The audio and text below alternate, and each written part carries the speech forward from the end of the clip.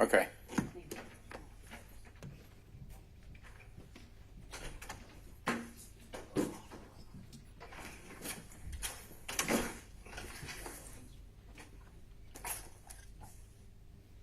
All right, let me have a jury, please. One moment before they come in, Your Honor, I just wanted to make the court aware. I think I told Ms. Jones, I don't know if I told you somewhere or not, but I have a witness that is necessary that's not available on Thursday. I don't know how much longer your case is going to go, but he's taking his lieutenant exam Thursday. So I expect, Your Honor, if we don't rest today, it'll be tomorrow. Okay, that's fine. Let me have a jury, please. Miss Hemingway stepped out, Judge. Yes, Miss. Yeah. All right, can we see where she is?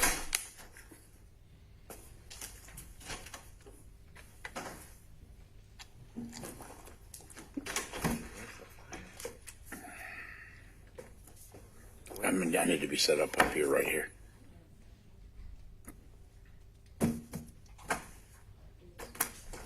No, do I need to be? Good morning. Your Zoom's not set up? No. Can you set it up? Well, I told him to wait, because we had to, well, you're not logged in, well, you need to log in first. All right. Sure. You need to log in.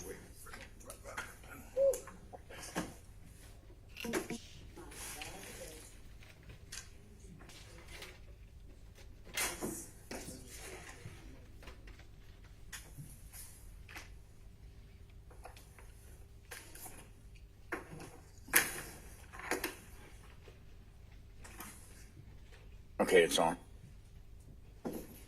Go to your email. My Outlook. See what you say. All rise for the jury. How do I do it? We still.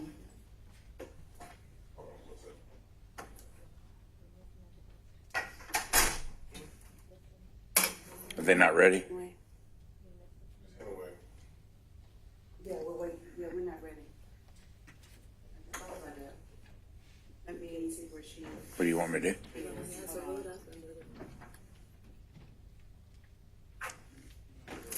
We're not ready.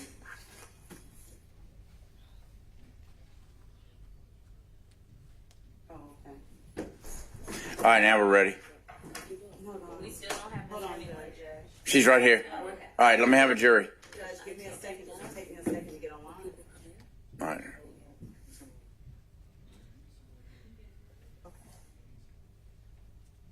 This will be live stream. Once you get on, it takes me a minute. Now what do I do? Hit launch meeting?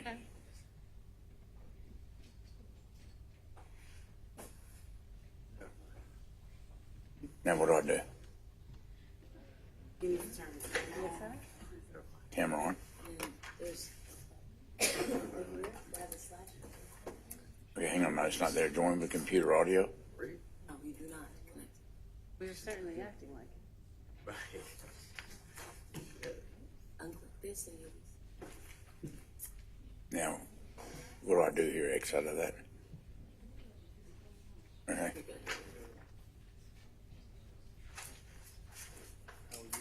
Recording in progress. All right, we're ready for a jury.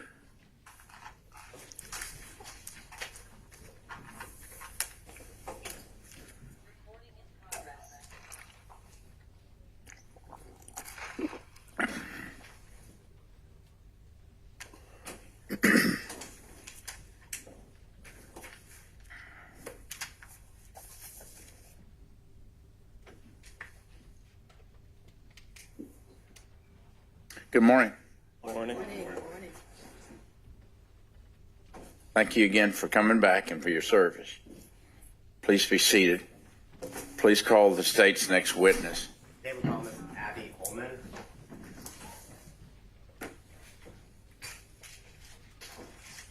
Good morning.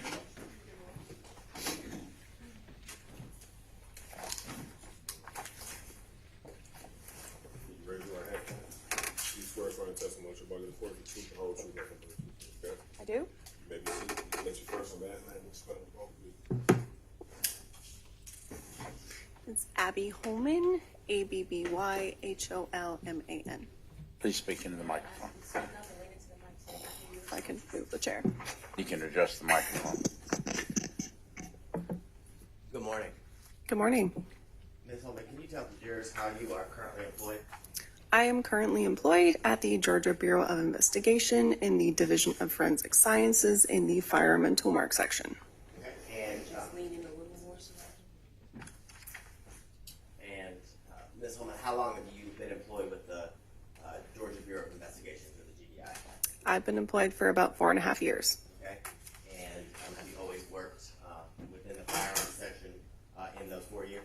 Yes. And can you explain to the jurors a little bit what is the firearms section of GBI or the Georgia Bureau of Investigation? That is just the section where we receive any ammunition components that have been fired. So that's bullets and cartridge cases or any firearms that are related to an incident that are sent to us. Okay, and as a member of that section, can you tell the jurors a little bit about what you do or what your daily job duties and responsibilities are?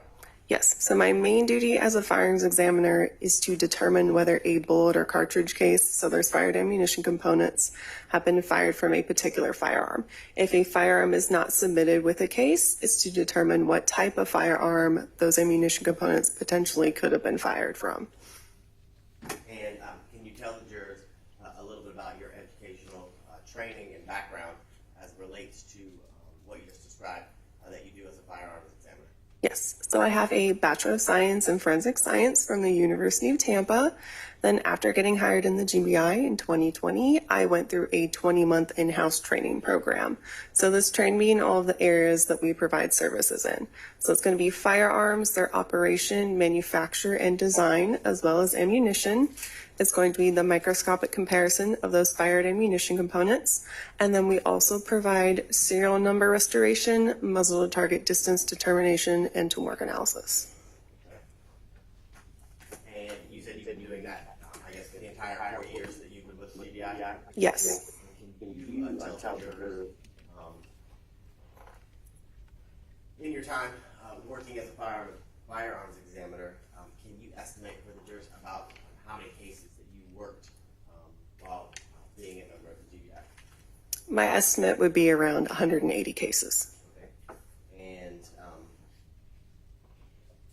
of those 180 cases, did they all involve analyzing, testing, working with ballistics evidence, whether it be shell casings, projectiles, bullets, things of that nature? Yes, they did. At this time, Your Honor, the state would tender Ms. Holman as an expert identification. No objection. No objection. So declared.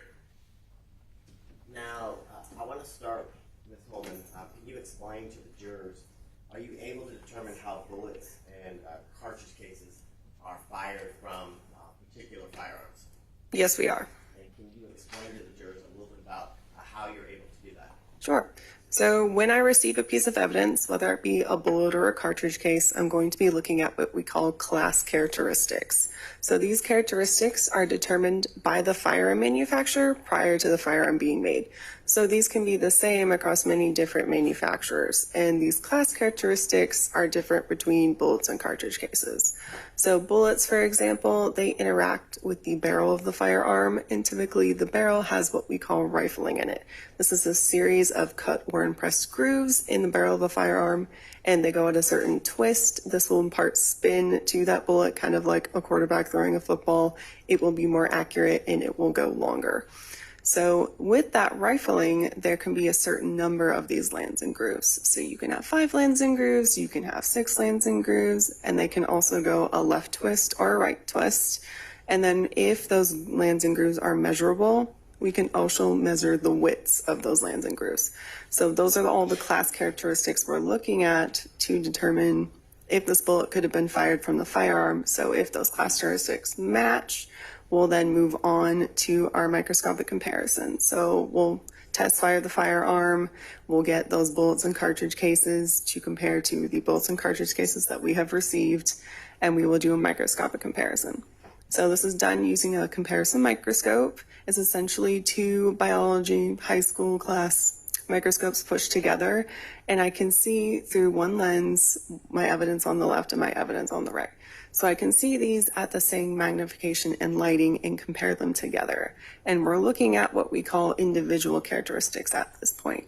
So these are microscopic imperfections that are imparted to the parts of the firearm during the manufacturing process. And these are random and unique to an individual firearm. And that's how we come to our determinations. Was this bullet fired from this firearm? Okay, and I just want to break that down just briefly. So can you tell the jurors, class characteristic, is that something that is common among, I guess, the same firearm of the same class, for example? It can be, yes. Okay, and I guess tell the jurors when you're examining a either a projectile or a shell casing, I guess as it relates to the class characteristics, what specifically are you looking for? So again, for those bullets, we are looking at the rifling. Do I have 6 lands and grooves on my firearm? Do I have 6 lands and grooves on my bullet? Are they measuring the same distance? Are they going at the same twist? And then we also look at caliber. So caliber is just the specific type of cartridge that a firearm is chambered for. So if you have a 9mm pistol, you can shoot 9mm cartridges in that firearm. And then for cartridge cases, it's a little bit different. They're interacting with a different part of the firearm. So during that firing process, the bullet is going to go down the barrel, and then inversely, the cartridge case is going to slam back up against what we call the breech face of the firearm. That breech face is just there to kind of contain and hold that cartridge case during the firing process. So during the firing process, a firing pin will come out of an aperture, and it will hit a part of the cartridge, what we call the primer. So this primer is going to ignite a spark, and that spark will then ignite the gunpowder in the bottom of a cartridge. That will then send the bullet down the barrel and this cartridge case back up against the breech face. So that, oop, I lost track of what I was talking about. The last thing you said was something about the breech face, the cartridge cases, and the breech face. I'll try and start over. So the firing pin, that's going to come out and hit the primer. So that is going to be different shapes among different types of firearms. So it can be hemispherical, it can be elliptical, for example, and then the actual aperture it comes through is going to be different shapes as well. So it can be rectangular, it can be circular, stuff like that. So we're looking at the shapes of those on the cartridge case compared to our firearm as well. And then the breech face itself can be machined differently, firearm manufacturer to firearm manufacturer. So we can have granular breech face marks, we can have parallel lines on there, they can be arched, and they can also be circular. So we're looking at all of these things to determine, could this have been fired from this firearm? Now, at this moment, are you only able to do testing or the testing you described if you have, let's say, a firearm? If I want to make test fires and compare it to evidence that I have, yes, but we can also potentially tell what type of firearm a bullet or cartridge case, if it's just by itself, could have been fired from. Now, if you have, let's say, a series of cartridge casings and then a series of projectiles, can you explain to the jurors when you have those two types of ballistic evidence, are you able to compare one to the other, or do you only compare shell casings or cartridge casings to cartridge casings and projectiles to projectiles? So we only compare bullets to bullets and cartridge cases to cartridge cases because they're interacting with those different parts of the firearm. They will not have any of the same markings. Okay, and can you tell the jurors what is the difference between a pistol and a revolver?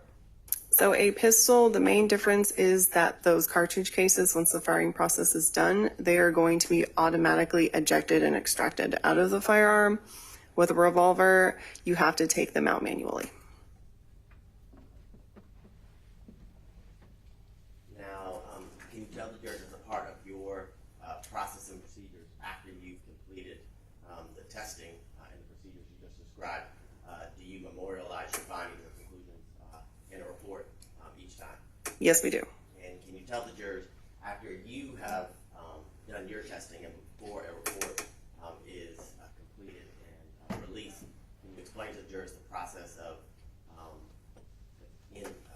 DBI requires as it relates to peer reviewing and things of that nature in order for the report to be complete? Yes, so we have a two-step peer review process. So the first step of that process is called verification.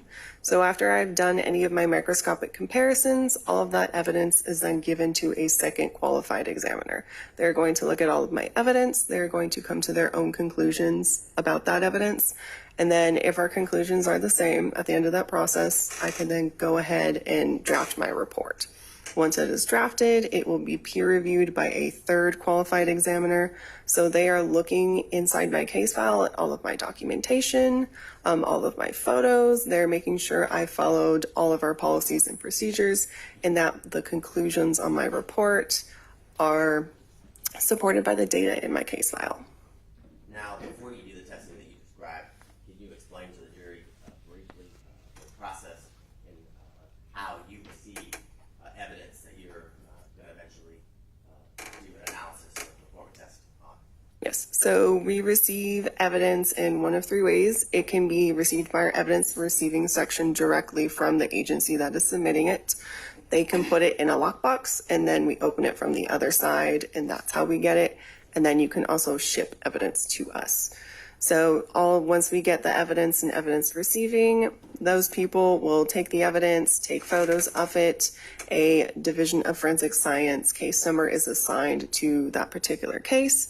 And every single piece of evidence for that case will have a little label with the barcode for that. So that keeps track of the chain of custody. We will scan it from one location to another location. And then it'll have that division of forensic science case number on there.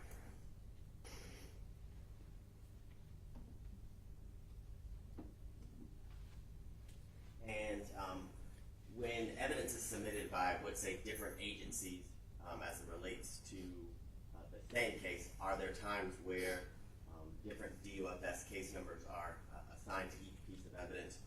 Because when you receive it, you don't know that the cases are related. Is that something that happens? That can happen, yes. Okay.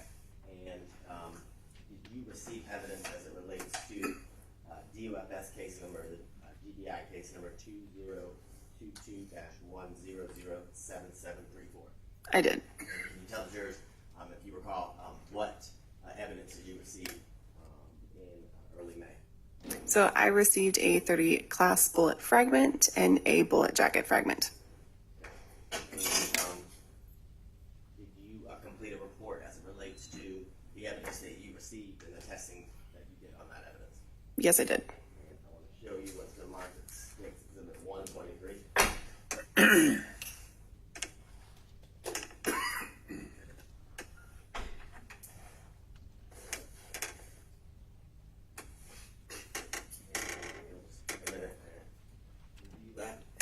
Look up when you're done.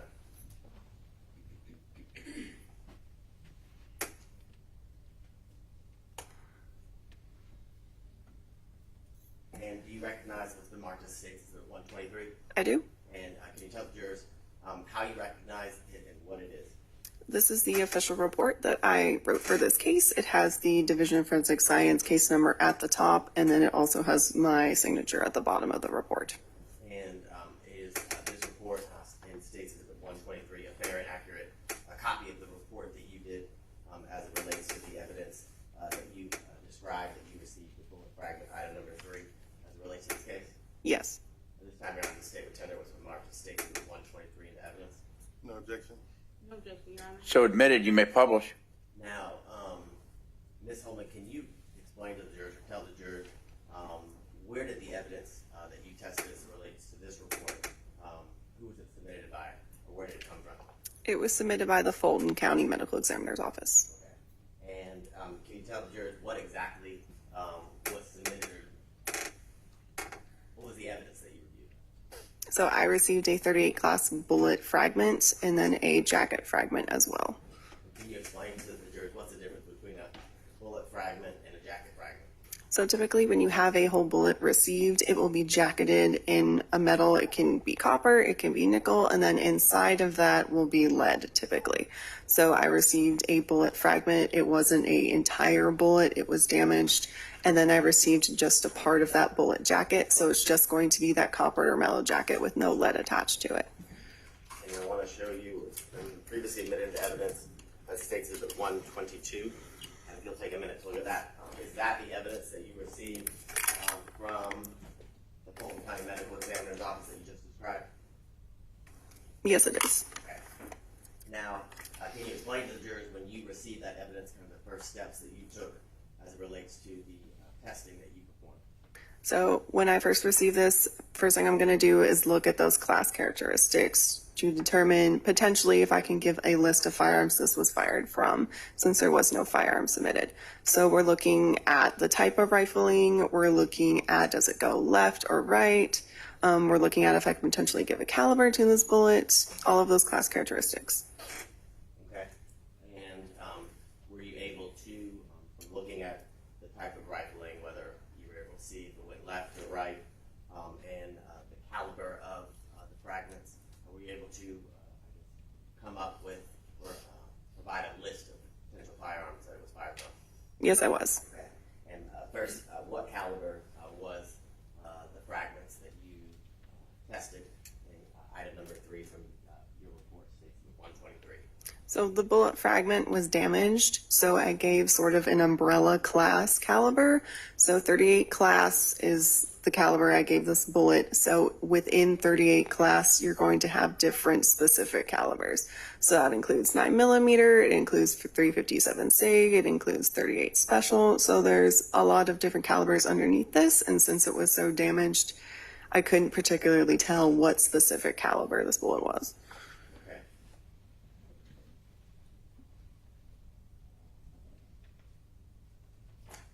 Now, did you also additionally receive more evidence as it relates to the case that you just described? This is the only evidence I've received, I believe.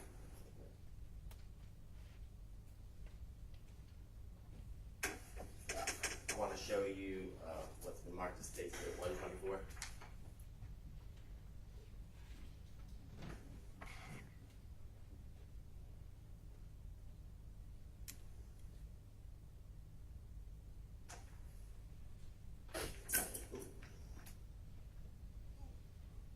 And you'll review State Exhibit 124.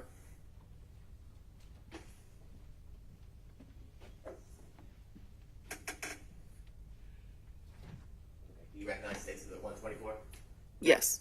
Okay. And can you tell the jurors how do you recognize it and what is it? So this is the official report I rendered. It's a different DOFS case number at the top with my initials at the bottom. Okay. And can you tell the jurors, do you see, well, is this report a fair and accurate copy of the report that you authored as it relates to the evidence that you received in this report? It appears to be. Your Honor, this time the state would tender with the mark of State Exhibit 124 into evidence. No objection. No objection, Your Honor. So admitted, you may publish.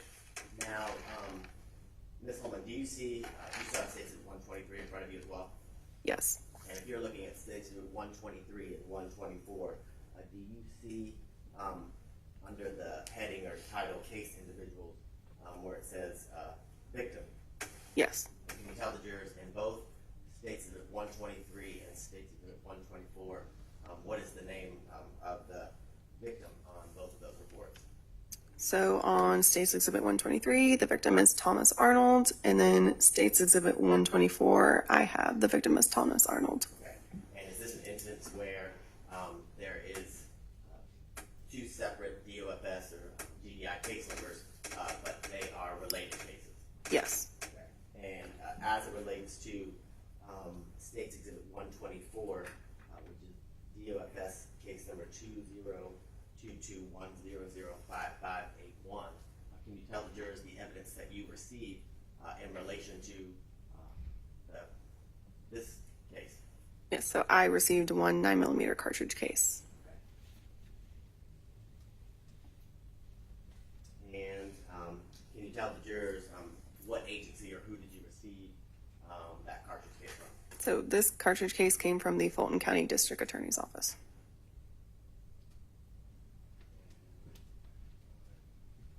I'm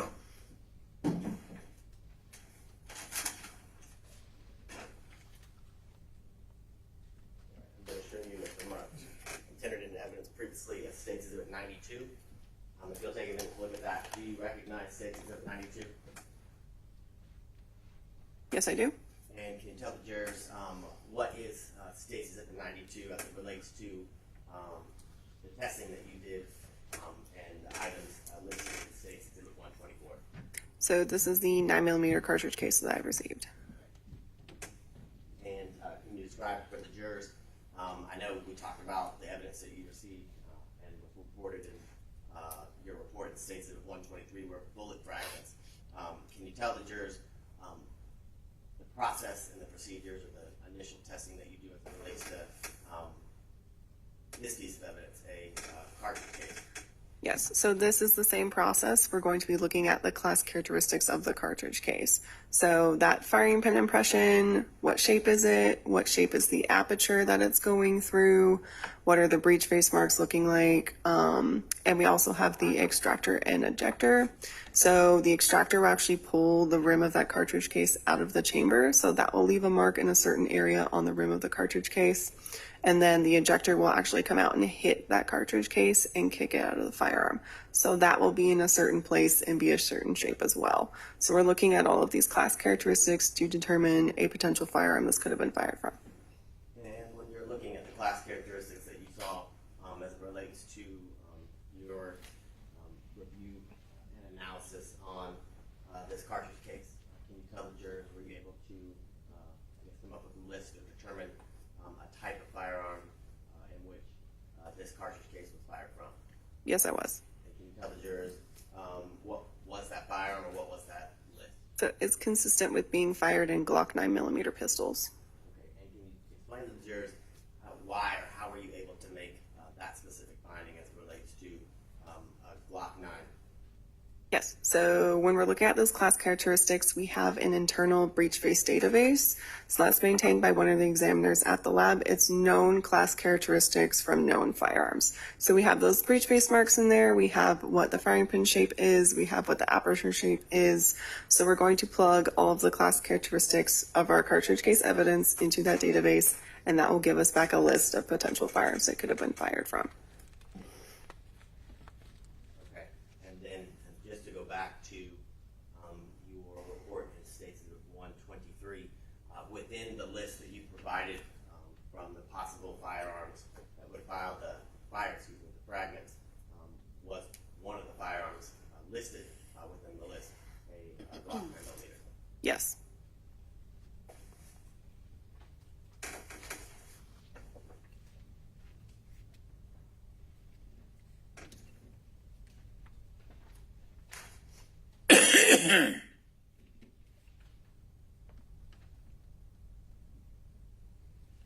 Well, thank you, Ms. Holman. I don't think I have any further questions pending redirect.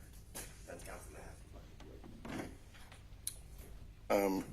Your testimony is that you can tell that the 9mm cartridge was fired from a 9mm Glock pistol. Potentially, it is not an all-inclusive list. There could have been other potential firearms it could have been fired from. Okay, and you don't know, you never had a weapon to compare it to? No. All right, so you don't know what weapon it came out of? No, that list is not all-inclusive. And going back to the date of your State's Exhibit 123, which is the fragment, what date did you receive that item? I received the bullet fragment on March 4th, 2022. And when was it tested? I don't know when I started my examination on this, but my report date was released in May 16th, 2024. Okay. May of 2024. Yes. And same question regarding the fragment. Is it correct that that wasn't tested and, you didn't do a report regarding the test until August of 2024 For the bullet? for the shell casing? My report was released in October of 2024. Okay. Thank you.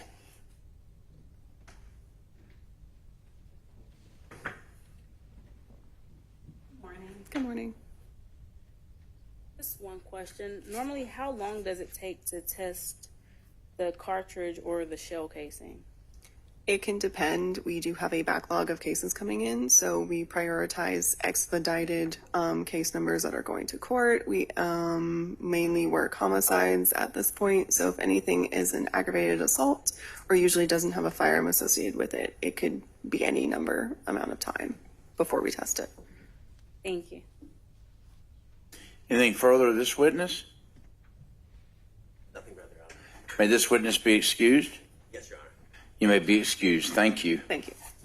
Please call the state's next witness. If you call Christopher Malsaka, I'm not saying it correctly. We'll let him say it right.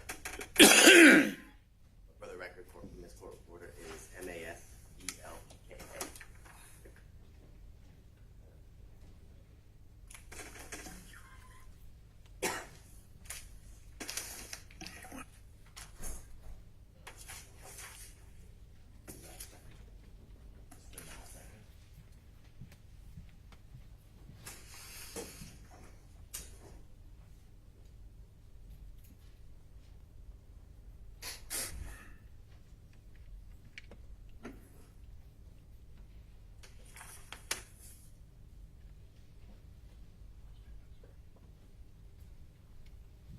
Good morning.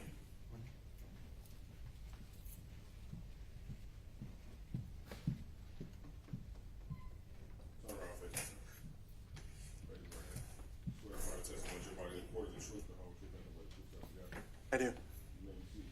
What's the last name and spell it for the record, please? My name is Christopher Maselka, spelled Christopher. Last name is Maselka. Good afternoon, good morning, sir. Morning. Can you tell the jurors how you are currently employed?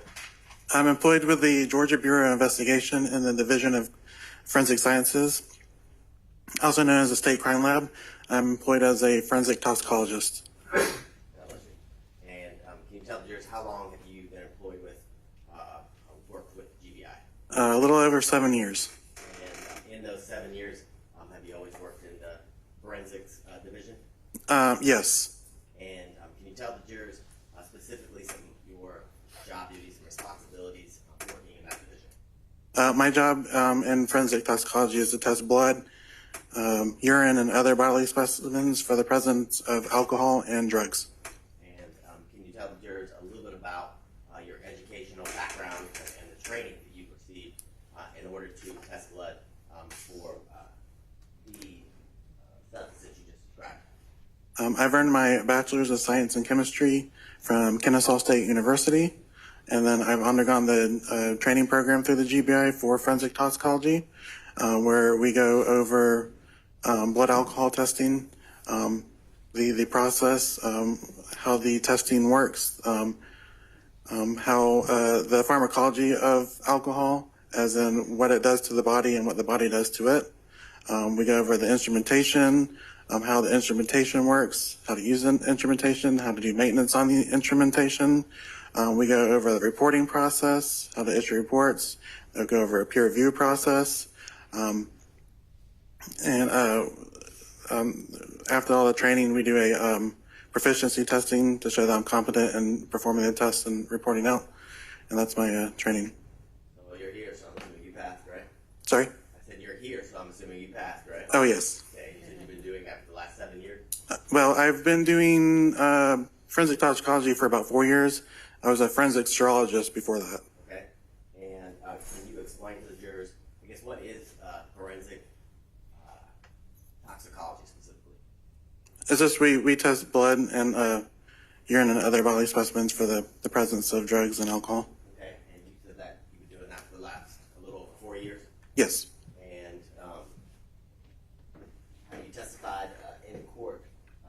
relates to the testing that you have done in the past, as it relates to the blood, urine, or seed that you talked about. Excuse me, blood and urine that you talked about.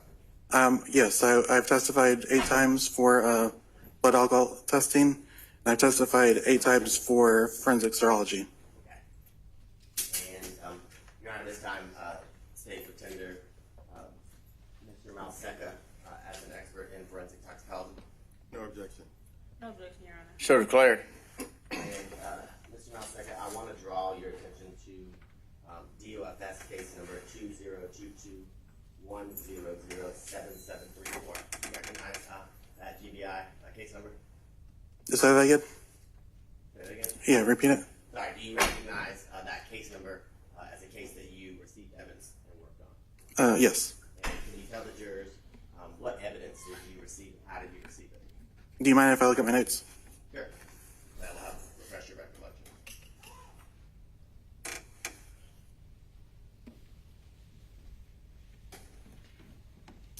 Repeat the case number you mentioned one more time. Yes, I'm sorry. Please. DOFS or GBI case number 2022-1007734. Okay, yes. So in that case, I received 3 tubes of containing peripheral blood and a bottle of urine. Okay. And can you tell the jurors what agency, if you can tell, did you receive that evidence from? The Fulton County Medical Examiner. Can you briefly describe how do you receive that evidence from the Fulton County Medical Examiner's office as it relates to the evidence you eventually test? Sure. So an agency can bring in evidence to the GBI doing by 3 different ways. One way is the lockbox system, where they come in, they place their evidence in a lockbox with a submission form. And once they close that lockbox, it locks, so they can't open it again. An evidence receiving technician can open it from their side and retrieve the evidence, and then we give it a unique DOFS case number and assign it a request. They can also drop it off by hand, just hand it off to an evidence receiving technician, or they can bring in evidence using a certified courier. Okay, and you said in this instance you received, it sounds like blood and urine? Yes. And as it relates to the testing that you do, for example, here on blood and urine, but on any of the testings that you've done previously, do you memorialize your findings and conclusions during a report? Yes. And did you do that here as it relates to this case? Yes. I want to show you what's been marked as State Exhibit 125.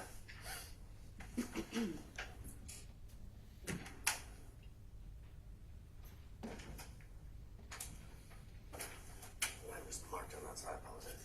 But do you recognize State Exhibit 125 minus the blue mark that I just put through the middle of it? Yes. All right, and can you tell the jurors how you recognize it and what it is? It's a copy of their official report for what I'll call postmortem testing.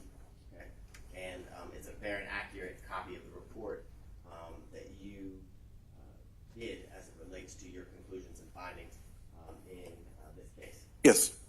At this time, Your Honor, the State Pretender was remarked to State Exhibit 125 as evidence. No objection. No objection, Your Honor. So admitted, you may publish. Thank you. Mr. Malseca, you said you received blood and urine. Can you tell the jurors who was the subject, or in this case, the victim, as it relates to the blood and urine that you received? The name is Thomas Arnold. Okay. And once you received Mr. Arnold's blood and urine from his autopsy, can you explain to the jurors the initial steps that you take as it relates to the testing that you performed? Yes. So in this case, I performed just blood alcohol testing. And so what will happen is I'll get assigned a set of cases from a manager, and I make that into a run list.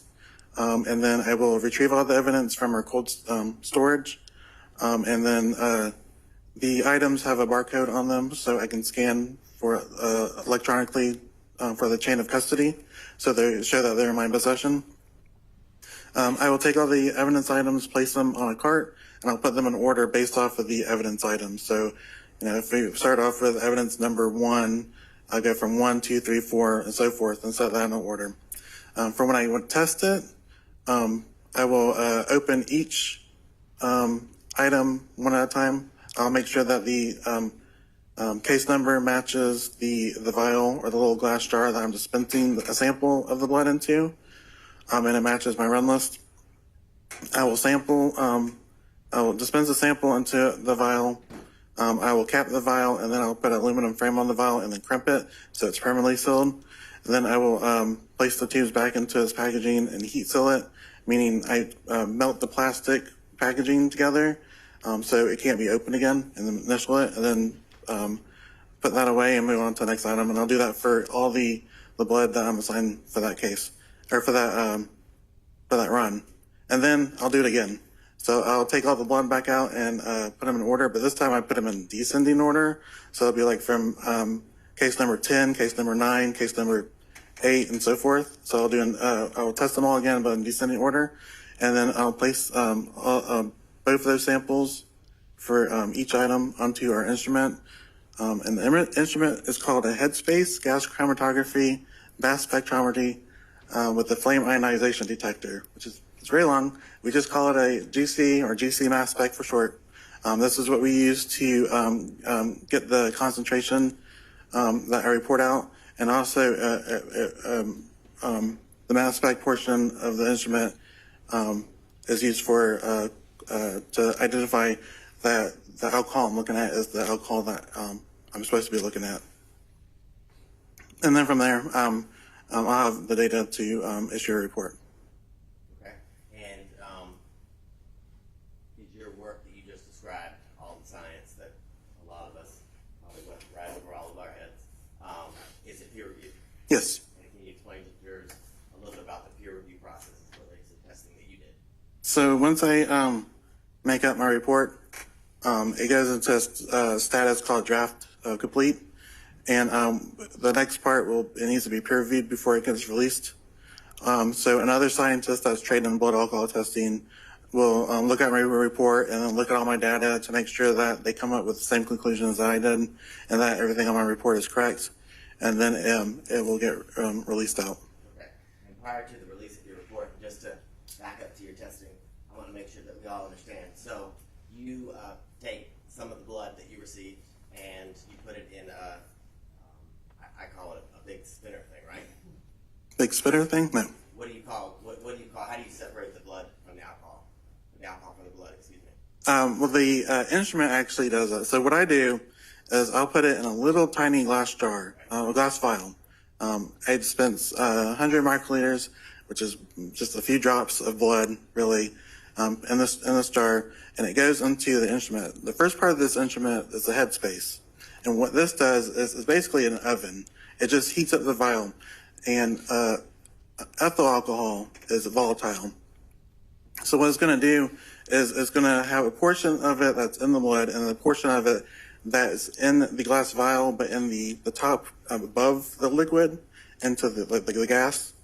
And that portion of the ethanol is sampled from the gas phase into the instrument. So the blood doesn't go through the instrument at all. It's just the ethanol.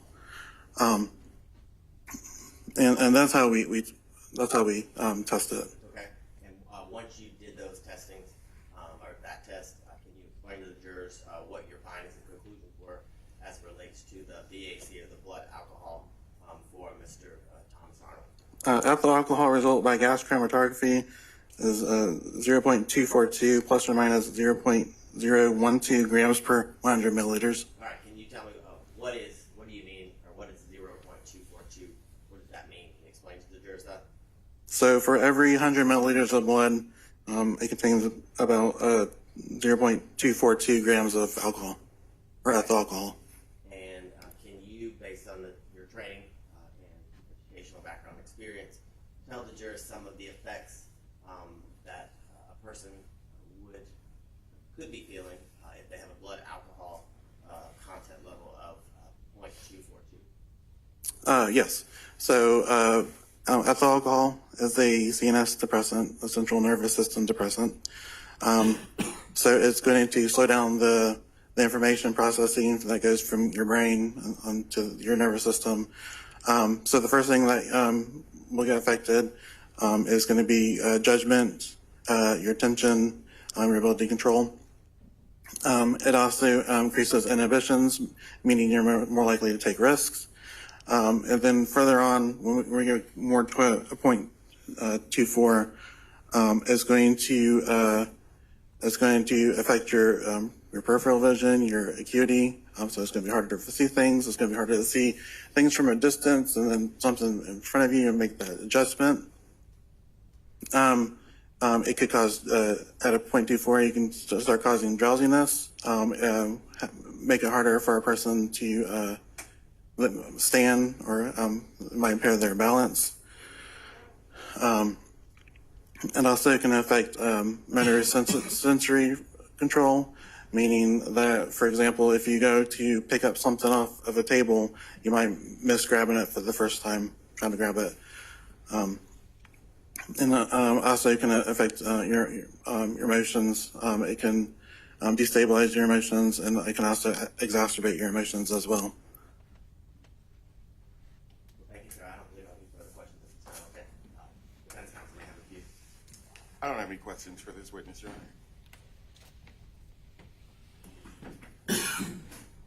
Good morning. Just clarifying, because I may have misheard. I was taking notes. What were did you say there were 3 ways that you receive evidence? Yes. Okay. So I got the first way was the lockbox. Mm-hmm. The second way was you drop it off by hand. What was the third way? By a courier. Courier? Mm-hmm. Okay. Like a FedEx or UPS. And so exactly how does that work with the courier? The courier will drop it off into the evidence receiving area, where the evidence receiving will take the package, and it should have a submission form along with the evidence, so they know who it came from and what testing they want done on it. And which method did you receive the blood alcohol for Mr. Arnold? By lockbox. Lockbox, okay.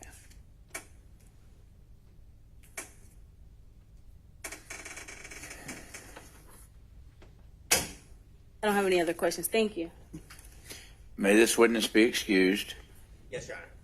Please, you may be excused. Please call your next witness. I think we'll call Mr. Michael McCarriger. Thank you, sir.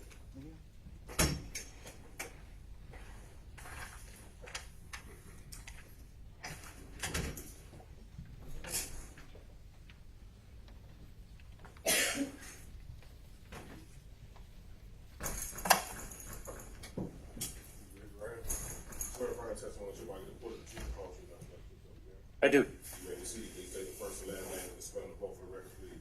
Yes, my name is Michael McCarriger. Last name is McCarriagher. Good morning, sir. How are you today? Good, how are you doing?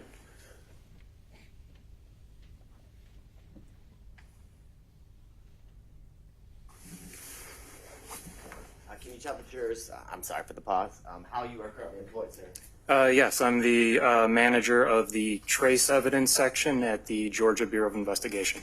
Okay. And how long have you worked with the Georgia Bureau of Investigation, the GBI? Almost 18 years. Okay.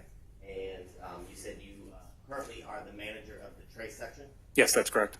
In your 18 years, have you always worked in that section? I have. And can you tell the jurors what is the trace section? The trace evidence examination section analyzes things that are microscopic in nature. The types of testing we do involve hairs, fiber, paint fragments, glass fragments, as well as gunshot primer residue. Okay. And can you explain to the jurors a little bit about your educational background and training that you received to analyze those microscopic things that you just described? Sure. I have a bachelor's degree in biology with a minor in chemistry from the State University of New York College at Geneseo. I have a master's of science in forensic science from Marshall University. When I got hired by the GBI in 2007, I was first trained to do gunshot primer residue examinations. It was about 8 months long. I also completed training programs for hair examinations, which was approximately a year, and glass examinations, which was approximately a year. And when you, I guess, can you explain to the jurors when you started with the GBI, a little bit about, I guess, the roles and responsibilities that you played as it relates to the testing you did before you became the manager of that section? Sure. For the first 6 or 7 years, I was a scientist on the bench. I worked cases in gunshot residue, glass exams, and hair exams. At about the 6-year mark, I became the assistant manager of the section for 3 or so years. Spent half my time working cases, half my time managing, and now as the manager of the section, I'm pretty much purely in management. Okay. Your Honor, at this time, the state would tender Mr. McCarter as an expert in trace evidence and hair examination. No objection. No objection, Your Honor. So declared. Thank you, sir. Now, we heard about this from a little bit from your colleagues before you testified, but can you explain to the jurors how you receive evidence as it relates to things that you're going to test in the trace evidence department? Sure. The vast majority of the evidence that we receive at the crime laboratory comes in through what we call lockbox system. There is a wall that has a locker embedded in it, and it has doors on both sides. So the submitting agency can drop their evidence and the supporting documentation into the locker, close the door, and that can only be opened from the inside by an evidence receiving technician. Evidence receiving technician will take that evidence. They will start a chain of custody for it. They will take images of how it was received by the GBI. They will scan in all the supporting documentation like the submission forms, and then it gets routed to whatever section of the laboratory needs it to work. And that's how it comes up to me. Okay. And when it comes to you or members of your department, can you explain to jurors some of the first steps as you take as part of your protocol and procedures in the trace section? Depending on what the examination is, it may start with an evidence receiving or with a trace evidence technician. A technician's job, as far as hairs and fibers would go, would be to collect extraneous hairs and fibers off items of evidence and preserve them on segments of tape for later analysis. If this is what we're doing for that particular case, we usually send that item to the DNA or forensic biology section of the laboratory. They conduct their examinations, and the materials that we removed from that original parent item become a plan B of analysis. Okay. And can you kind of describe or give examples to the jurors of the types of evidence that trace evidence technician would use the tape procedure to get hairs and fibers off from? Sure. If it's an item of clothing or bed linens, that would be what my technician would tape lift, where you take a segment of clear packing tape and you put it on the surface of the item and lift it off. It's almost like, not a lint roller, but you see what I'm saying. For other items of evidence that are smaller in nature, perhaps fingernail clippings, like that, they might just look at those underneath a low-powered microscope and remove with tweezers anything that they see, and then put it on a piece of tape. And I want to direct your attention to GBI case number or EOFS case number 2022-1005581. Can you tell the jurors, did your section receive evidence as it relates to that GBI or EOFS case number? Yes, we did. Can you tell the jurors what evidence was received by your section in the GBI? For hair examinations, it was a set of fingernail clippings. Okay.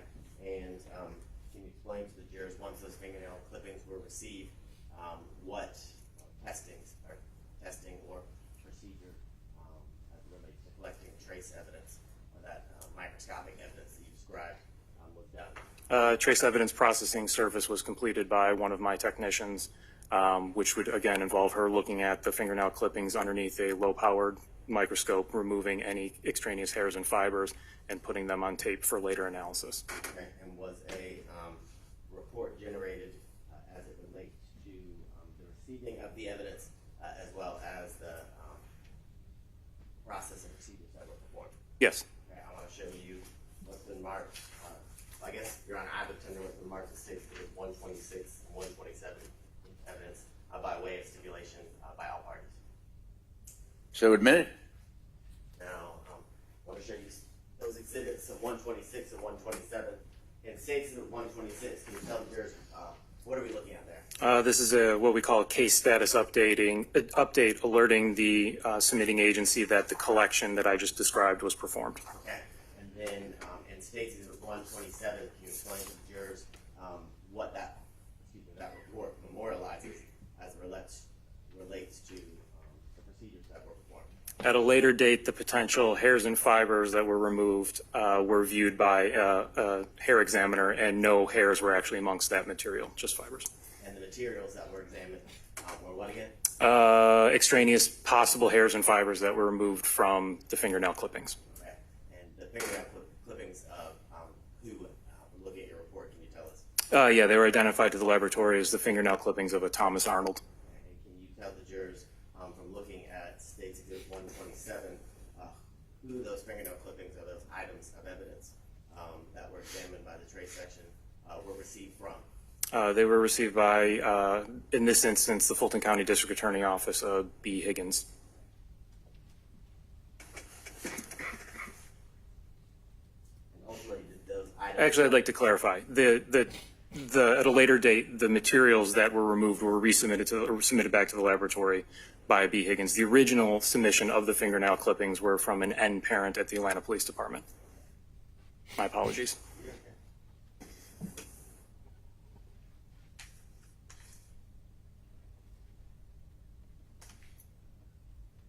And just for clarification purposes, after the examination procedures you've described here today were performed by a member of your section, were any hairs or fibers located that could further testing could be done for, like you said, lab purposes? It was looked at by a hair examiner. No hairs were present. I believe that is all my questions. Defense counsel may have a few for you. Sure. Just for clarification, the original submission you said by N parent Yes, was the date of that was March 3rd of 2022, correct? that is correct. But at that time, the clippings were not tested for trace evidence. No, they were eventually looked at in June of that year, so approximately 3 months later. Okay, and then the report that you referenced later, that report, what is the date that the second report was done? The hair examination on the materials removed was, the report's dated September 20th, 2024. Okay, thank you.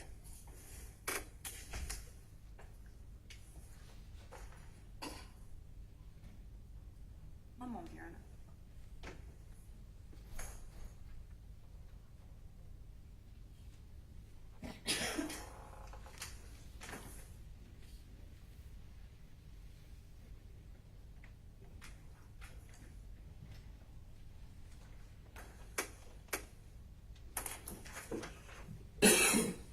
Good morning. Good morning, how are you? Good, how about you? Great, thanks.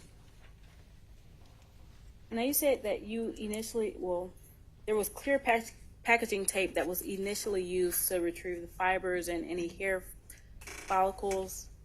Yeah, it would have been an examiner, one of my technicians, looking through a microscope at the fingernail clippings and then taking tweezers and removing anything that they saw and moving it over to a piece of clear packing tape. Okay. And how long would, I guess, that last, whatever they saw and they removed to the packaging tape, how long would it remain on the packaging tape? Indefinitely, I would assume. When you say you would assume, can you, I mean, if no one messed with it and tampered with it, those items would stay on those segments of tape. That would be the point of locking them down there.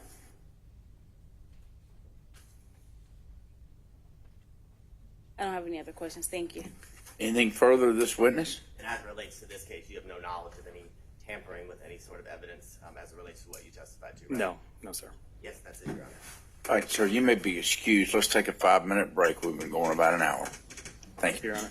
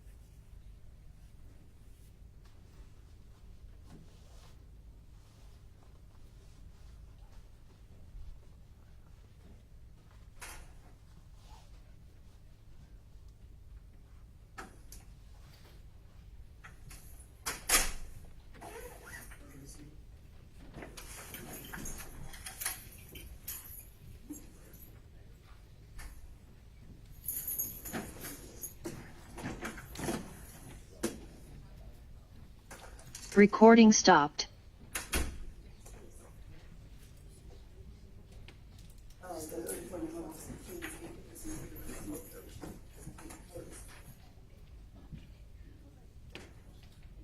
No, I was like, what is she saying? I said, is this a, I thought it was a cryptic. Oh,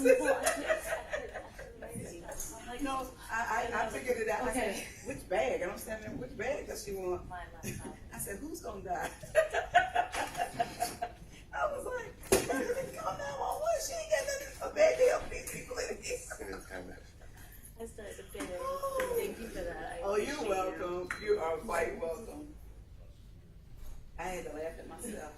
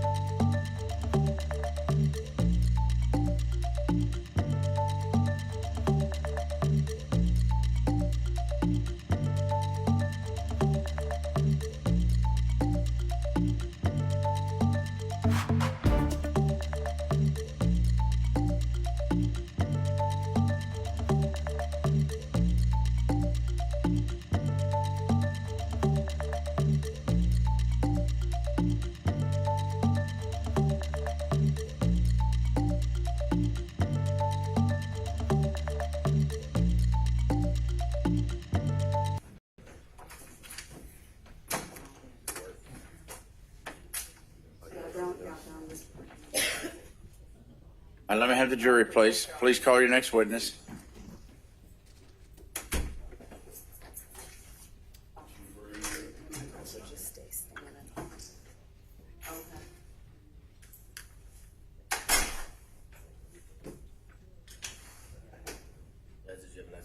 Yeah, did you? Another weekend. I went to a big event for the Humane Society. Oh, how about that? All these All people, right for the jury. all these people, tons of money for animals. My sister-in-law was there. It's called the Bow Wow Brunch. Yeah. I was there. She had a table there. Works for Ann. Oh, okay. Who is she? Emma Body's her name. Right. But it was very well attended. She loves puppies. So. Yeah.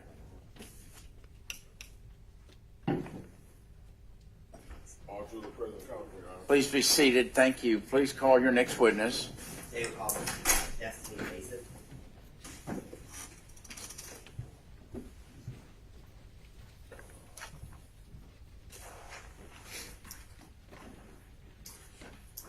You ready for him? Verify the testimony you're about to report the truth. Yes. Please state your first and last name and spell it both for the record, please.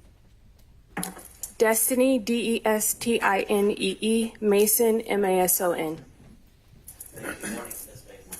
Good morning. Can you tell the jurors how you are currently employed I am a forensic serologist. and where are you forensic serologist? I work for the Georgia Bureau of Investigation in the Division of Forensic Science, also known as the State Crime Lab, in the Forensic Biology section. Okay.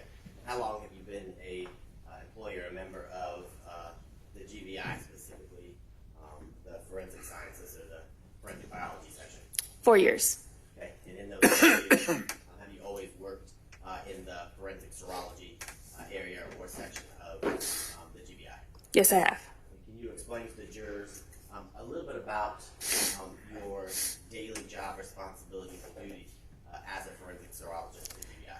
As a forensic serologist, I analyze evidence for the presence of body fluids such as blood, semen, and saliva.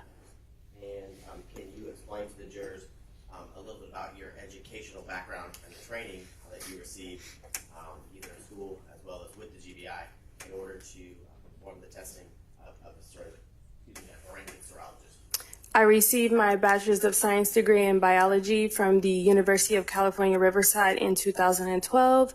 At GBI, I've undergone extensive training. This includes attending lectures, presentations, demonstrations, working with mock samples, completing oral and written exams, completing competency and proficiency testing, as well as a mock trial. Okay. And can you tell me what specifically is forensic serology and what are you, I guess, testing for in the items of evidence that you received?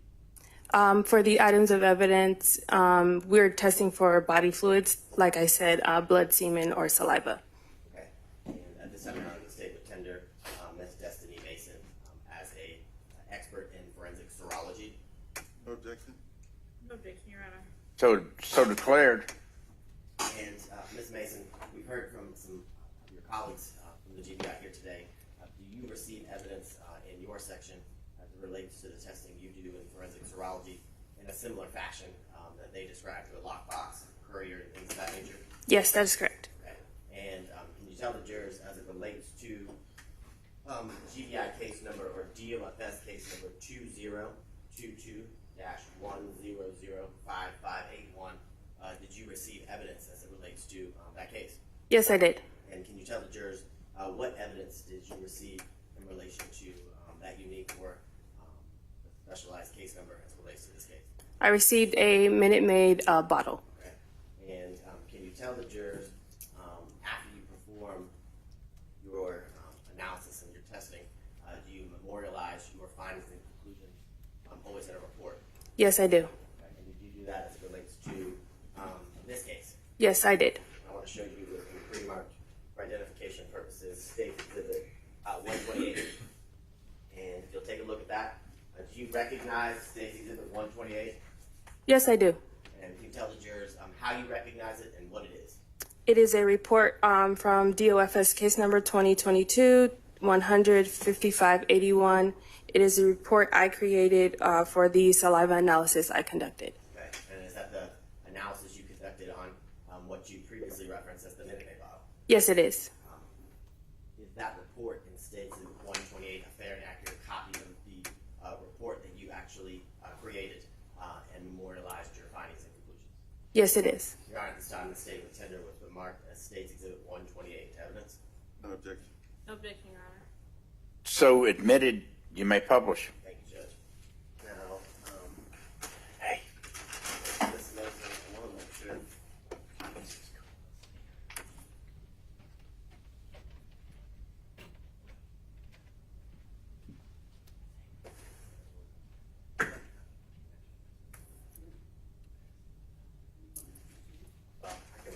Sure. Yeah. I want to show you what's already been admitted into evidence as States Exhibit 91. And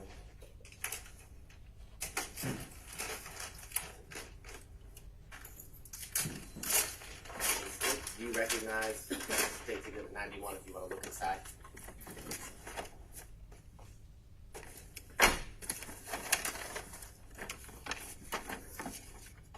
Yes, I do. Okay.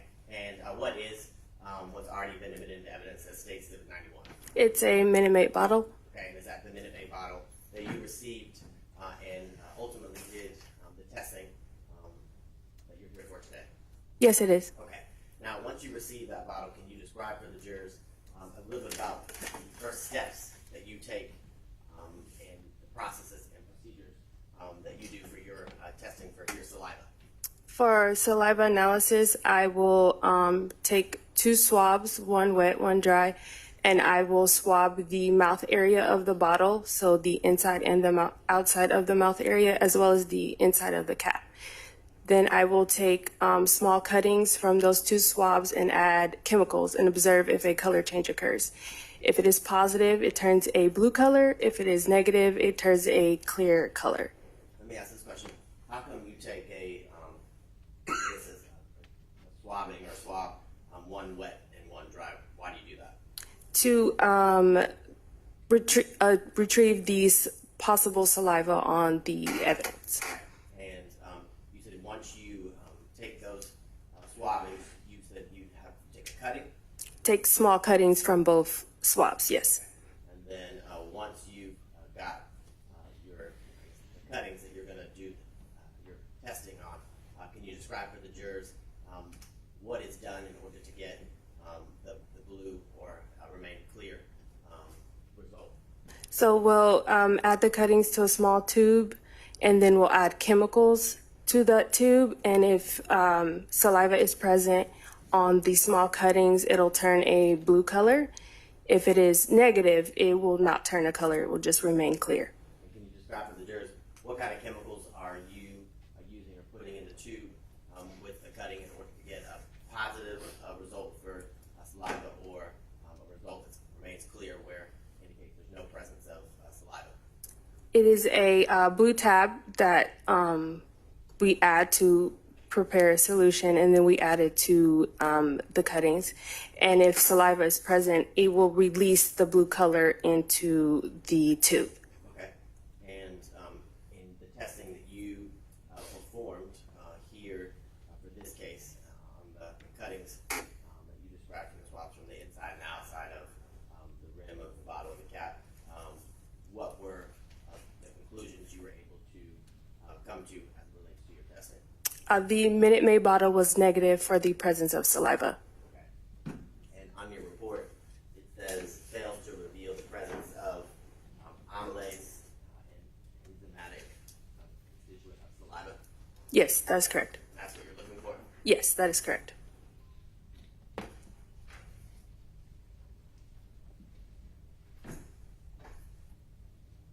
And as it relates to the evidence that you received for this case, did that include the testing that you were assigned to perform in relation to the unique or the DOFS case number we talked about here today? Yes, that is.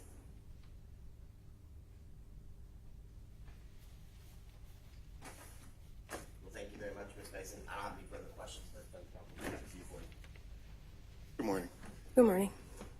It is possible to recover saliva from a plastic water or plastic bottle. Is that correct? That is correct, yes. Okay. And so if there was a similar, and let me just back up, that's a typical 20-ounce drink container, right? Yes, it is. Okay. And if there was a similar container left on the crime scene, it may have contained testable saliva. That is possible, yes. All right. And the date of your report was September 25th of 2024, correct? Yes, that is correct. And you had not submitted any report prior to that? For this case, no, I did not. Thank you.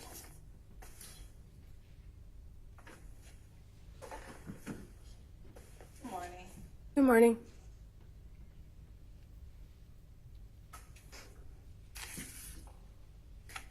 Now, you say your report date was September 25th, 2024, Yes, that is correct. and what you received was a Minute Maid bottle. Yes, that is correct. Did you receive any cotton swabs? No, I did not. How long would you say that saliva might last on an object? I can't give you a specific amount of days, but it can last on there a while. What's a while? It could be up to years, depending on how the fluid was deposited on the item. How would it have to have been deposited on the item? Like drinking from the bottle or spitting on the bottle.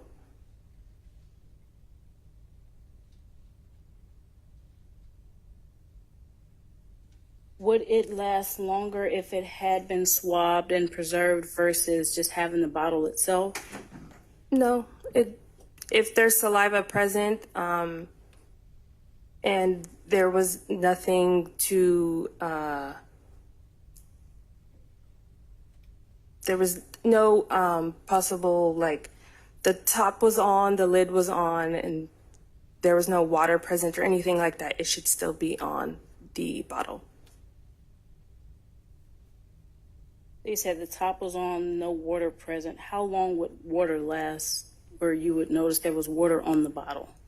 I don't know. The water dries, so I can't give you an exact amount of days. But if there was water on the bottle, it might affect it. It's possible, yes.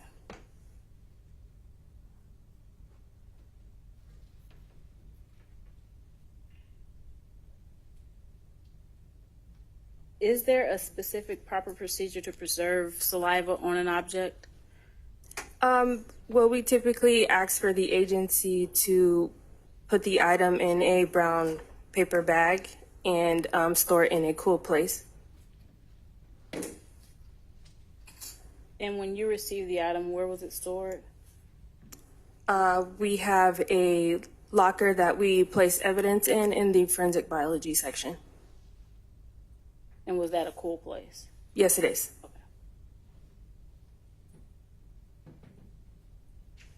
I don't have any other questions. Thank you. Very briefly. In this instance, when you received the evidence, you received it with the top or the lid on, correct? That is correct, yes. And I guess, in most instances, does water dry pretty quickly regardless? Yes, it does. Okay. And did you receive the evidence in a brown paper bag as you described? Yes, I did. And based on when you received the evidence, was there any evidence of any tampering or anything of that as relates to destruction of evidence? During my testing, no, I didn't observe any tampering. And let me ask you this question. When you received the evidence, was the Minute Maid bottle, did it have any lemonade left, or was it an empty bottle? If I remember correctly, it was empty. No further questions? May this witness be excused? Nothing further from the state. So yes. You may be excused. Thank you. Please call your next witness. The state calls Sergeant Parent.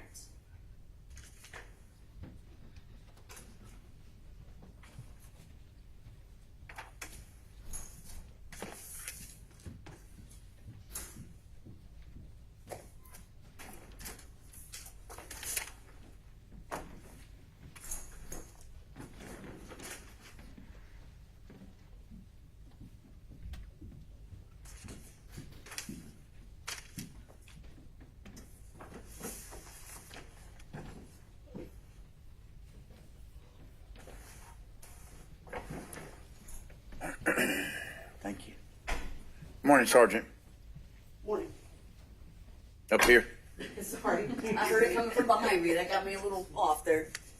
Raise your right hand for me. Swear to testimony you're about to record the truth, the whole truth, nothing but the truth, so help you God. I do. And proceed. You place your first and last name, spell on the both for the record. Yes. Sergeant Nichelle Parent, Nichhellepparent. Thank you so much, Sergeant Parent. Good morning.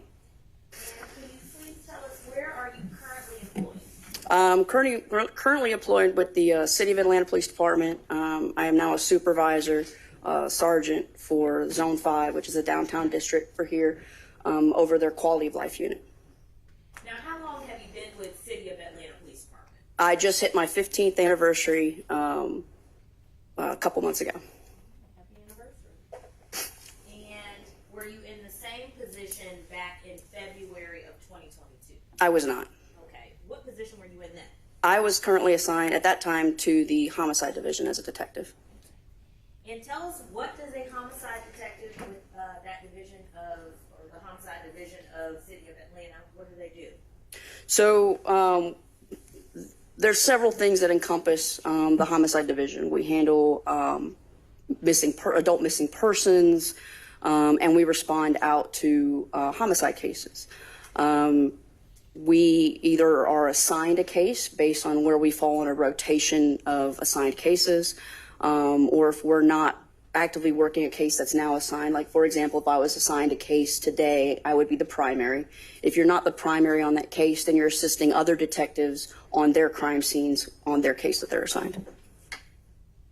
Now, during your time as a homicide detective, did you become involved in an investigation involving a homicide of Thomas Arnold back on February 26th of 2022? I was. Okay. And were you assisting or were you primary on that case? No, I was the primary investigator on that case. Now, what was the location of that incident? So that was in the Inman Park area. It was where Bernina and Elizabeth Street meet at the BeltLine. And in particular, the actual crime scene is just slightly up on a BeltLine path, and there's a little rock, dirt, gravel, if you will, circular area for people to hang out. It's called Beach Circle. And what county is that location? It's in Fulton County. Now, turning to that Saturday morning, February 26, 2022, what time roughly did you arrive on scene? I arrived a little before 8 a.m. Now, were you the first officer at all to arrive on the scene? No, I was at the time assigned to the evening shift. So because I was next in the rotation, I received a phone call from the day shift investigators over in Homicide and stated that there was a new case up and that I was next in the rotation and to go ahead and come in. So I came in. Now, is it typical that that initial investigator would provide you some background on how they got the call? Correct. So the initial detective who notified me advised that they had a 911 call and a Zone 6 officer, so that Zone 6 is where Inman Park area is, responded to a call of a body found up on Beach Circle. And in that background, was there any information regarding a Rachel Whitlock or Jacqueline Garner who were jogging during that time? Yes, so those were the 911 callers. They had been walking the BeltLine in the morning, and once the sun was coming up, things are much brighter, obviously. They noticed a man laying down who appeared to be deceased in the Beach Circle area and called 911 and stood by for police to respond. Now, when you arrived on the scene, what did you find at that point? Walk us through that. I arrived on scene, and the area's, got a number of people going about their daily business, either going to work or, going or coming home from work, exercising on the BeltLine, things of that nature. I walked up and I did notice Mr. Arnold's body laying on the ground, and he had his hand in his pocket. There was a shell casing on the ground, and we were confirmed that he was in fact deceased. Now, I understand you're Are you pretty familiar with that area? Yes. Okay.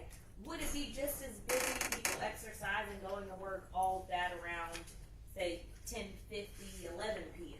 Depends on the day of the week. Typically, middle of the week is not going to be as busy as, let's say, a evening on the weekend.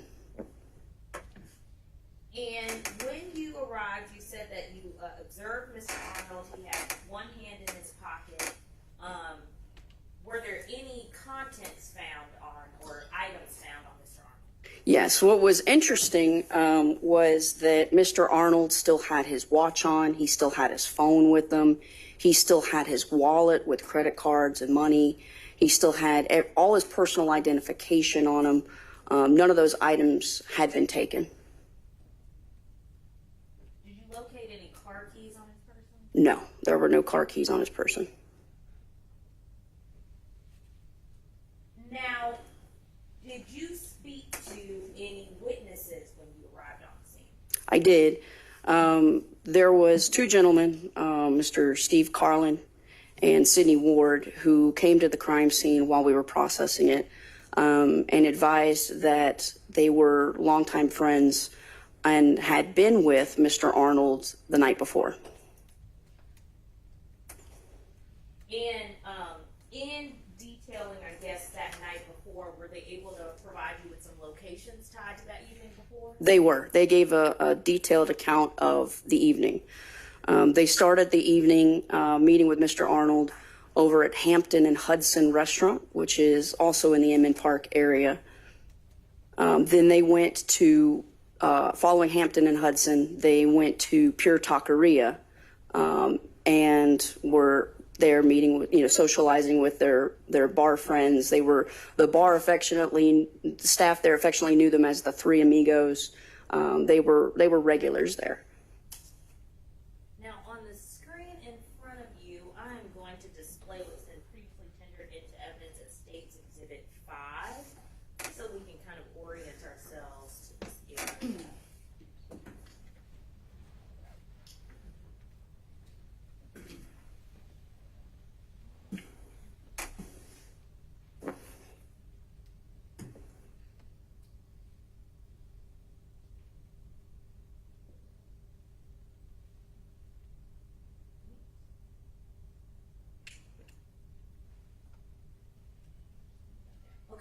Now, looking at State's Exhibit 5, we were talking about some of the locations, Hampton and Hudson, Pure Taqueria. We have a touchscreen feature. Second, set it up for you.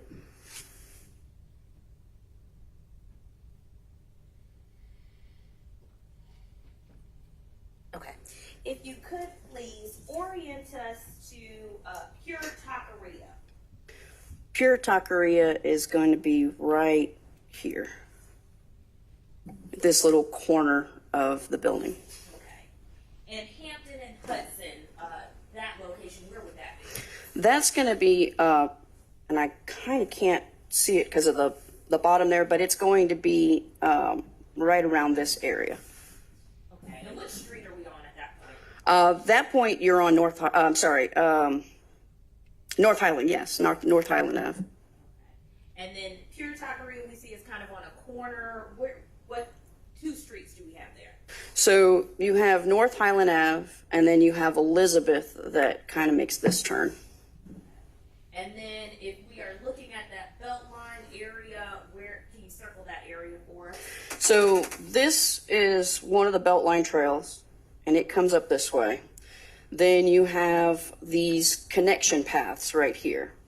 This is a BeltLine access path where it takes you further down and over to a different area. And there's several other little paths that you can break through to get to where it comes into different streets.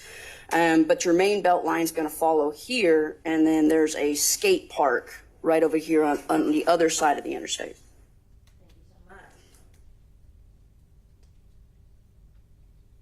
Now, specifically, following the information provided from Mr. Ward and Mr. Carlin, were you able to obtain any video footage connected to the locations they stopped at? Yes.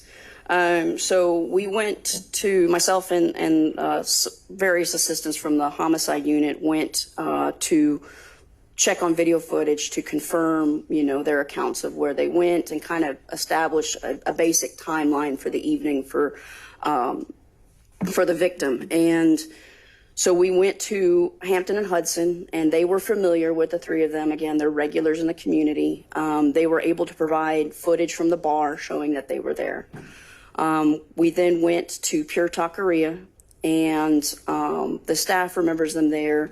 We attempted to obtain the footage from the Pure Taqueria, and at that time they had just had an issue with their DVR system, and it was corrupted. They did provide us the DVR system with an attempt to see if there was someone in our electronics division that could try to extract it, but they were not successful.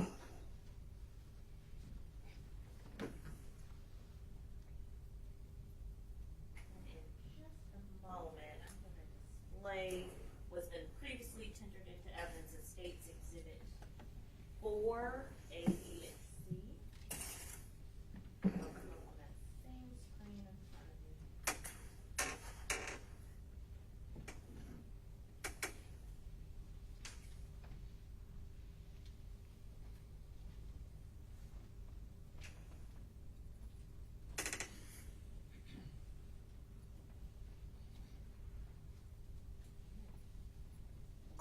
Monday without the technical difficulties, so just bear with me.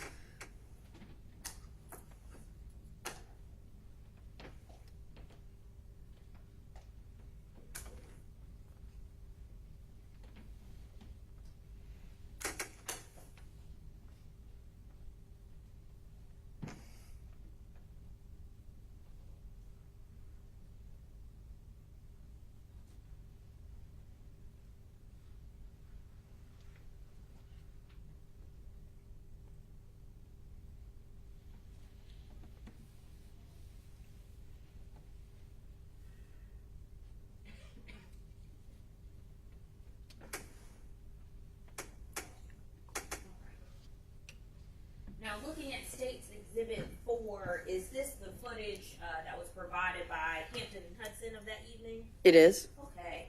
And looking at the timestamp at the top there, can you orient us as to the date and time? It'll be February 25th, 2022, 7:25 p.m. And in that footage, we see Mr. Arnold, Mr. Ward, Mr. Carlin, is that correct? Yes. Okay. And did this align with, I guess, kind of their recitation of what happened that evening? Correct. We'll go to State's Exhibit 4C.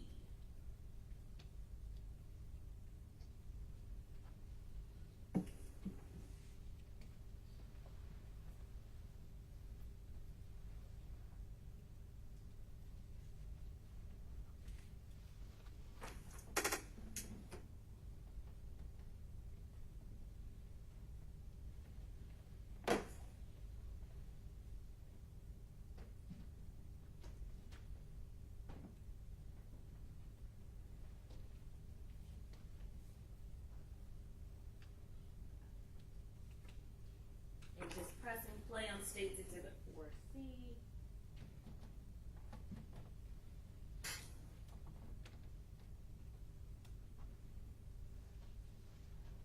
Are we still able to see those same individuals in State's Exhibit 4C? Yes. Okay. And again, can you orient us to the date and time associated with this footage? That's going to be February 25th, 2022, 10:14 p.m.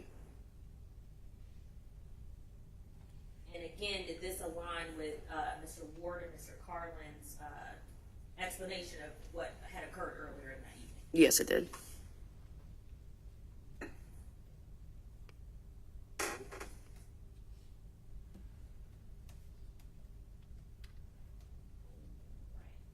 Now, as far as Pure Taqueria, that's where they headed after this footage? Correct. Okay.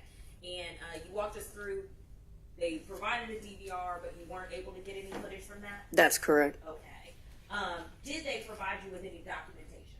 Yes, they provided us with a receipt from Mr. Arnold's bill that evening that he paid with a credit card. I'm going to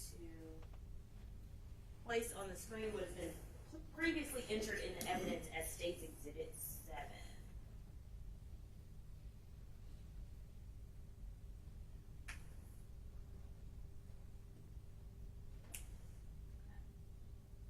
Now, looking at State's Exhibit 7 as we scroll down, is this that same receipt you're referring to? Yes. Okay. And what is the date and time associated with this receipt? February 25th, 2022, 10:11 p.m. And again, when it came to their system for Pure Taqueria, they had mentioned that there were some issues and they were getting a new system. Is that correct? That is correct. Now, as far as this receipt goes, how were you able to corroborate that it did in fact belong to Mr. Arnold or was associated with Mr. Arnold? So, as stated previously, Mr. Arnold's wallet and credit cards were still on his person at the time he was found. So we were able to confirm on the American Express, which is the Amex you see, the last 4 digits matched his credit card on his person. What are the last four we see here? 3008. Thank you, and I'm going to show you State's Exhibit 129.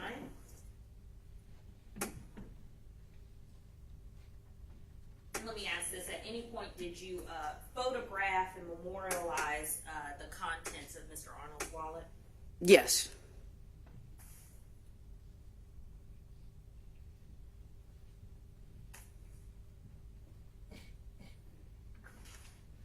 I'm going to approach you with a copy of State's Exhibit 129. If you could take a look for me. Let me know if you recognize it.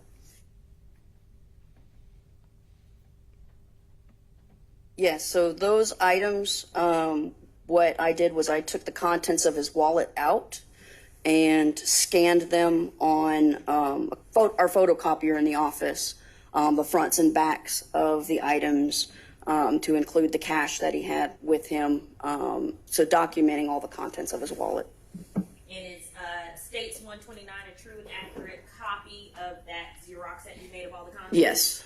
Your Honor, at this time the State would tender State's Exhibit 129. No objection. No objection, Your Honor. So admitted, you may publish.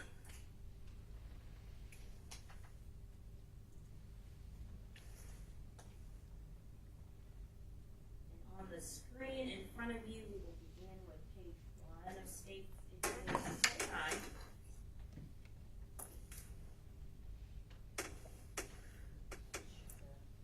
You're smaller so we can see the full first page. Now, what do we have here in State's Exhibit 129? Page 1. We have Mr. Arnold's driver's license, Georgia issue driver's license, and we have his American Express credit card. And with that driver's license, were you able to get a confirmed address, home address for Mr. Arnold? Yes. What was that? 881 Ralph McGill. And make it a little easier for you to read. And for date of birth associated with Mr. Arnold. 10/29/1961. And that 981 Ralph McGill address, what county is that located? Fulton County. Thank you. And I'm going to scroll down to page 2 of State's Exhibit 129. What are we looking at here?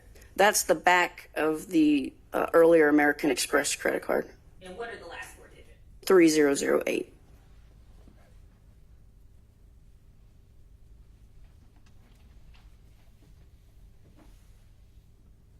Now, as they are talking about their evening, I know that Mr. Ward and Mr. Carlin told you it started there at Hampton Hudson. They then went to Pure Taqueria. Did they tell you about the last time they saw Mr. Arnold? They did. They stated that Mr. Arnold had been complaining about some soreness and stiffness in his back, and that he was, instead of catching the lift ride with them, that he would since he lived such a short distance away from where they were, he thought that if he walked home, it might relieve some of the pain in his back before he went to bed. And if Mr. Arnold, you being familiar with that area, if Mr. Arnold were to walk home from Pure Taqueria to that 981 Ralph McGill Boulevard address, what path would he typically take? So he would, from Pure Taqueria, which was on the corner, and then there's Elizabeth Street that runs down that connects to the BeltLine. So he would walk down Elizabeth Street towards the BeltLine, and then at that point, that's when that street that curves around Bernina intersects it. And then from that point, there's one of the entryways to the BeltLine path. So he would have gotten onto the BeltLine path, and then to go towards his home, he wouldn't go underneath the bridge right there. He would take the access path, which takes you further down and then around over to where his house would be. And would he pass by that beach circle? Absolutely, yes.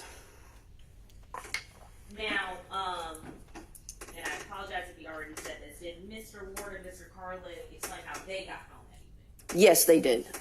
They advised that they took hired a Lyft car to come pick them up, rideshare service. And did they provide you with any documentation related to that Lyft ride? Yes. In our interviews with them, they were able to produce an electronic receipt showing that they had taken the Lyft ride. I'm going to show you on the screen what's been previously entered in evidence at State's Exhibit 6A that we see here, and then subsequently 6B that we have pictured here. Are those the copies of the Lyft receipt?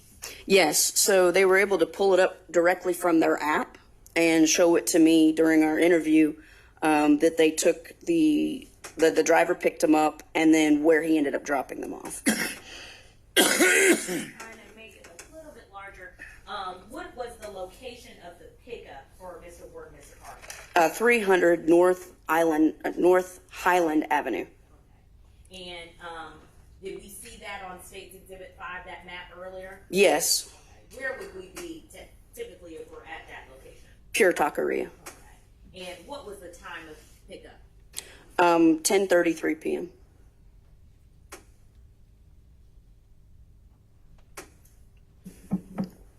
Now, as a part of homicide investigations, do you typically work to rule out other possible manners of death in certain situations?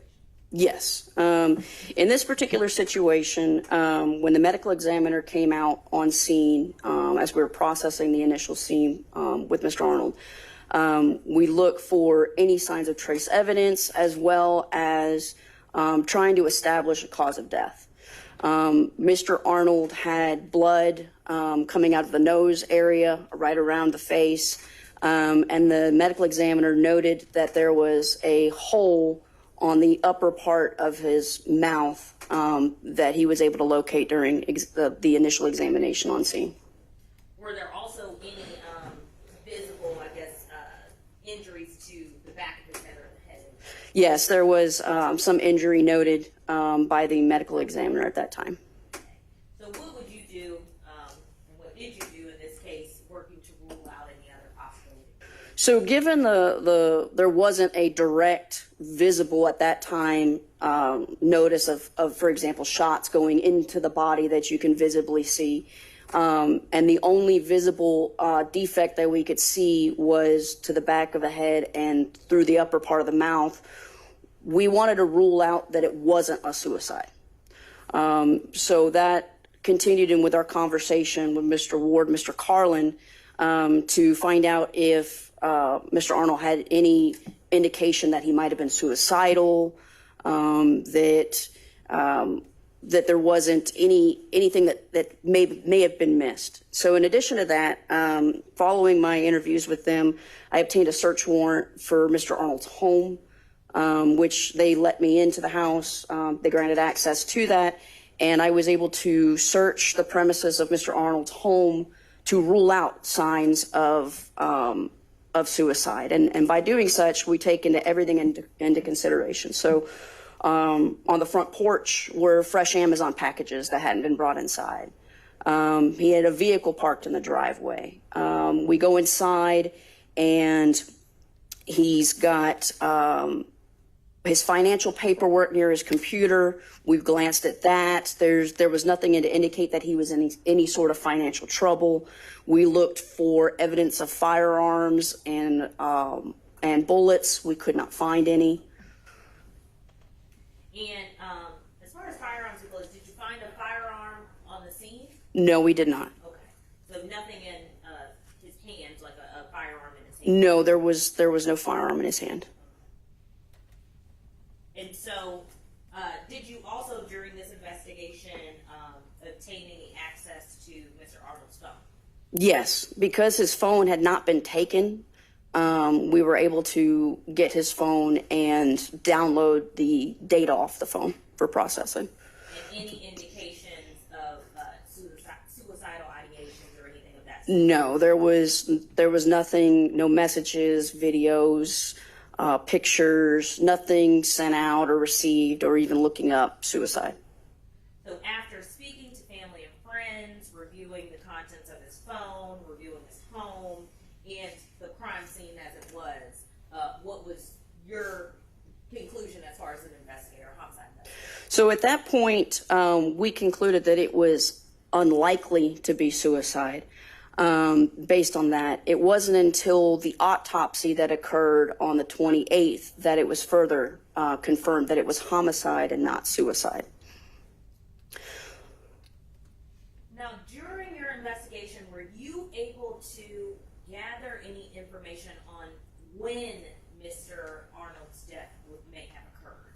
So between the time that we got the official confirmation from the medical examiner's office that it was in fact a homicide and not a suicide, we had also been canvassing the area because there's a plethora of residences, businesses in that area, tons of people that, live, work, play in the same area. So we canvassed the area looking for witnesses that may have been present that night, as well as looking for any camera footage that may have been available to us. So we looked for cameras, making contact with the businesses, the property owners, to obtain any and all footage that they had. And was there any information provided regarding a fire alarm that would have occurred during that evening? Yes, so a 911 call that was electronically emitted was from the apartment complex right there that backs up to Elizabeth and Bernina. That fire alarm call came into our 911 dispatch, and they dispatched a fire unit out. And is there a time specifically tied to that dispatch? Yes. And between the dispatch, were there any reports or any information of a gunshot heard around that time as well? So not initially. Initially, we just had people reporting they heard the fire alarms, and that drew their attention to the complex more than anything else. Did that give you any sense of a rough timeline to look at? Yes. So we knew if the fire department was there, there was going to be a large presence of emergency personnel in the area. And then we were able to use that time frame, find the fire department arriving on scene on camera, and then tracking with additional footage we obtained over the next couple days the path of travel of Mr. Arnold, and we're able to start coinciding when he may have entered the BeltLine area. So now we are at the next day from the report of, or when you first found the body of Mr. Arnold, is that correct? Couple days ahead, yes. And so turning your attention specifically to February 27th of 2022, did you obtain any footage from residents in that area? Yes. So we obtained, there was a camera right there on the corner of Elizabeth and Bernina. It was a corner unit, and it had a Wise camera, which is, like a Ring camera, but just a different brand. A Wise camera that angled out in such a way that you could see part of the BeltLine path, and you could see Bernina heading down, and you could see a large portion of Elizabeth Street So basically, he was encompassing anybody that might have walked up to his back door. And were you able to obtain that footage? Yes.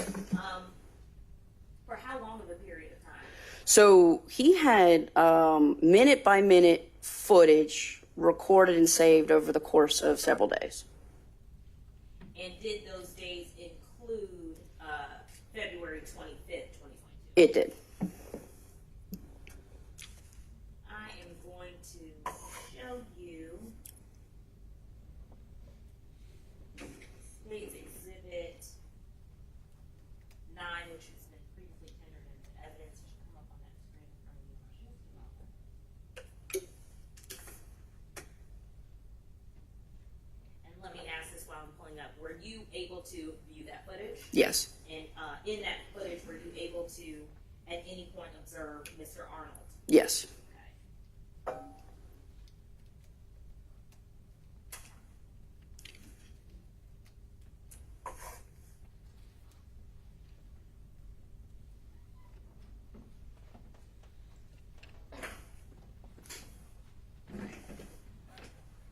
again, before we begin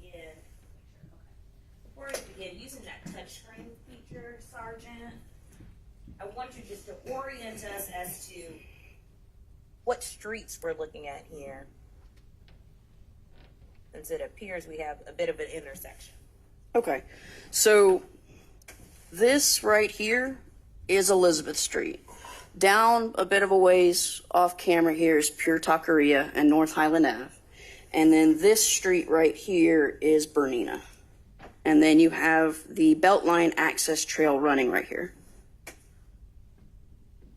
Perfect. And if somebody is walking to enter into that BeltLine trail, where would that be? So it's going to be just slightly off camera in this area. So they would have to continue up just a little bit of a ways to enter the little area path. Clear the markings in, press play.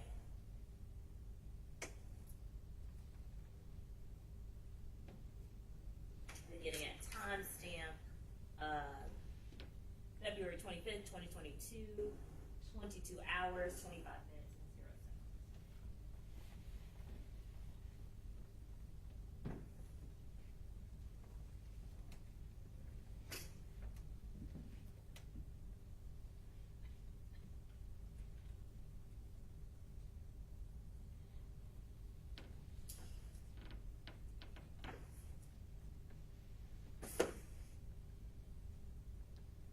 And Detective, are we seeing much foot traffic the same it would have been that morning, that Saturday morning you were out there? No.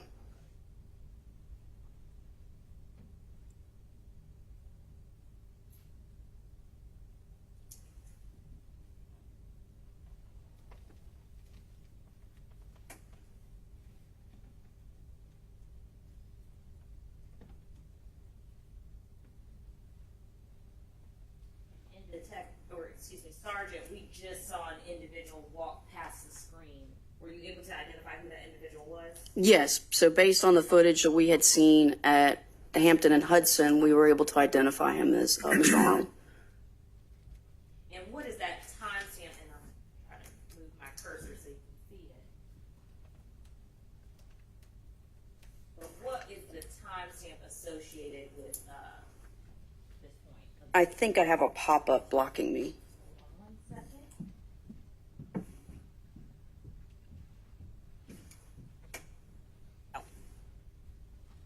Okay. February 25th, 2022, and 22:25, which is 10:25 p.m.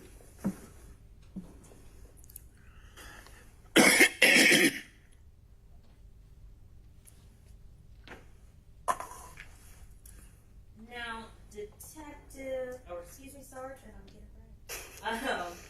What is a VIC camera? We call them VIC because it's much easier to say than Video Integration Center cameras. It kind of becomes a mouthful when you're on, daily patrol. Hey, let me see the Video Integration Center cameras. So we call them the VIC cameras for short. And the VIC cameras are cameras installed throughout the city of Atlanta that are monitored over at our communications center by a number of officers that also that record real time and footage is able to be saved for and used for investigations as it comes up, as they're needed.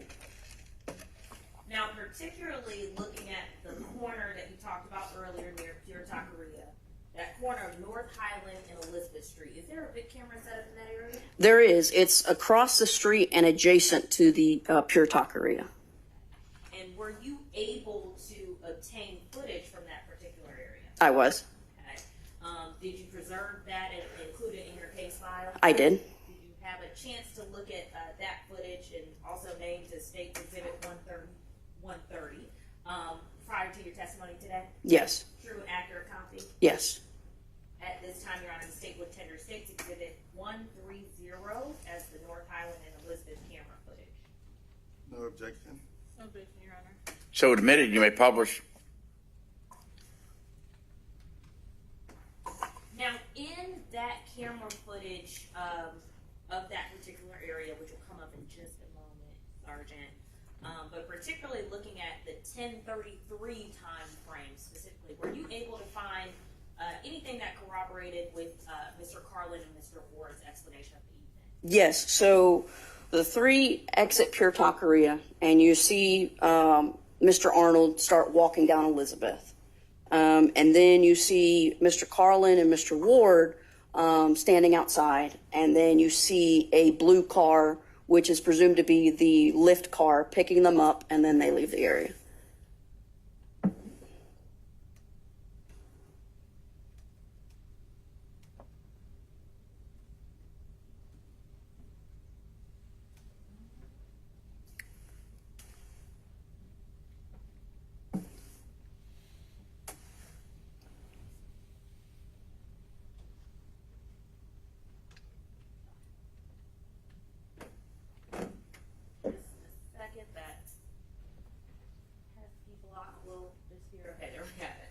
Now, looking again at State's Exhibit 130, before I begin playing, I just want you to orient us again using that touchscreen feature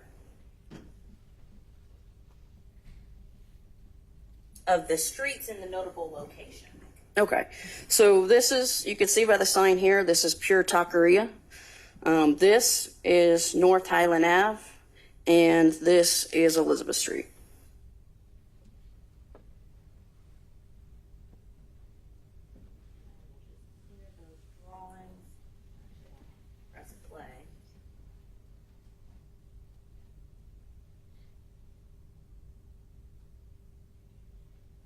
Timestamp 10:33:30 right now.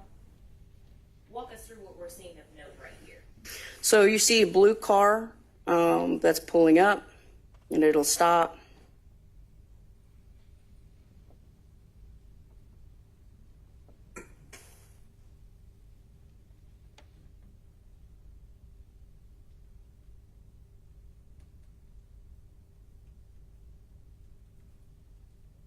And at this point, usually it's the app. The driver has to notify that he's there along with his GPS, and then the person who's requested the ride has to receive the notification and then confirm that the car that is in their app and the driver that's showing up in their app is the person in which they're getting in the car.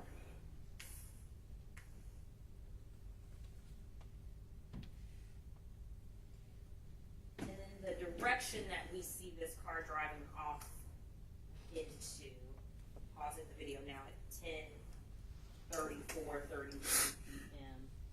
Is that in the same or opposite direction of that BeltLine entrance area?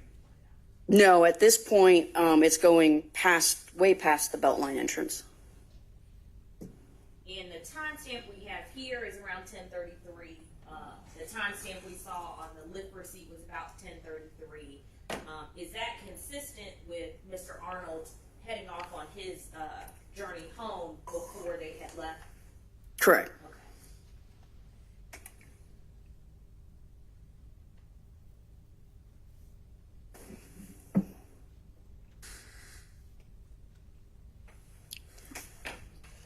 Now,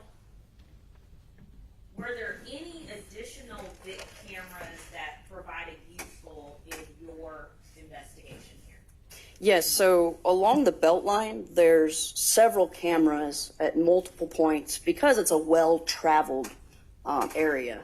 You've got kids, you have elderly, you have citizens of all ages, and it is a vast network now in the city that eventually will connect the entire city. But we have the department has cameras located at multiple points along the BeltLine to record any kind of incidents that may occur.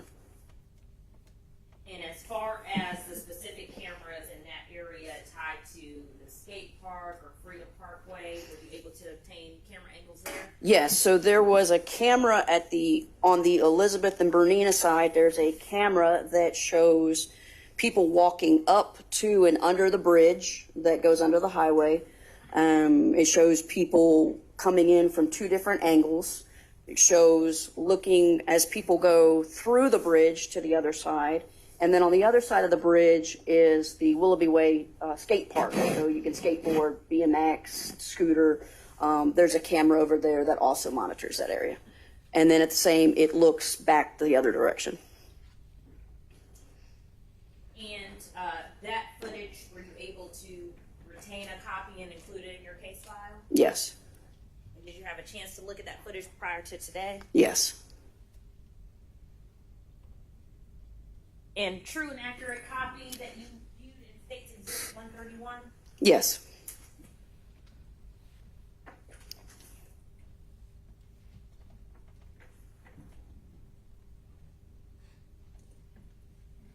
Your Honor, at this time, the state would tender States Exhibit 131. No objection. No objection, Your Honor. So admitted, you may publish.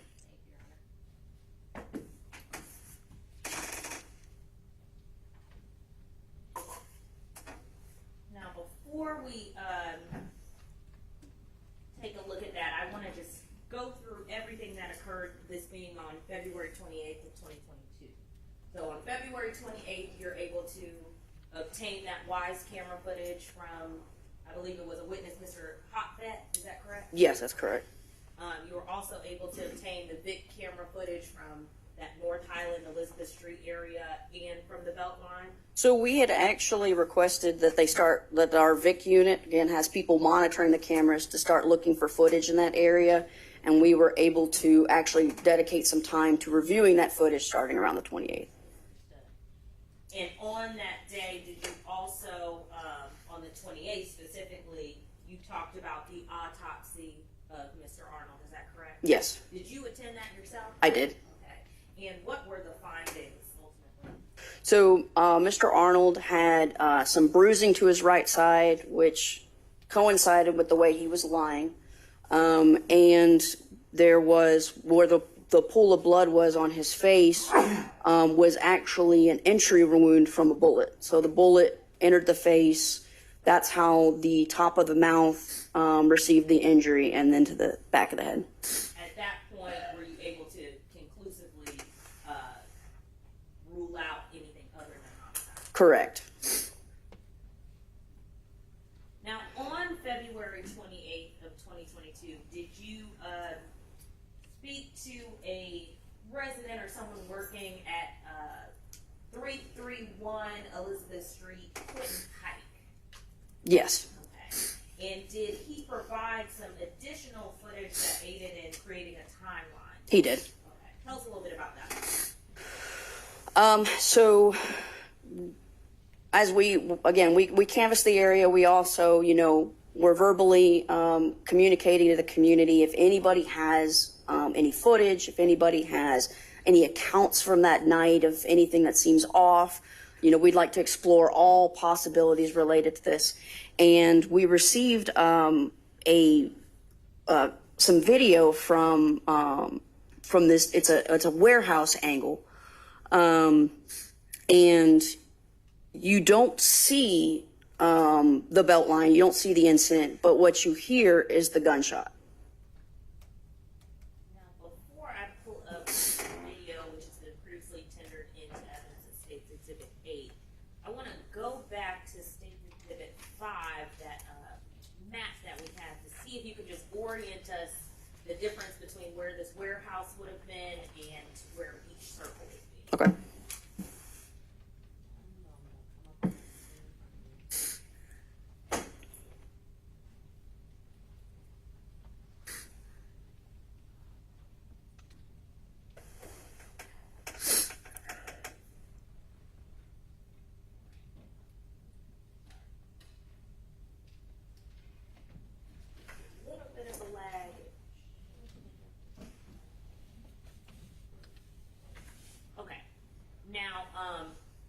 in looking at this in State's Exhibit 5, are you able to orient us to where that warehouse would have been, that area?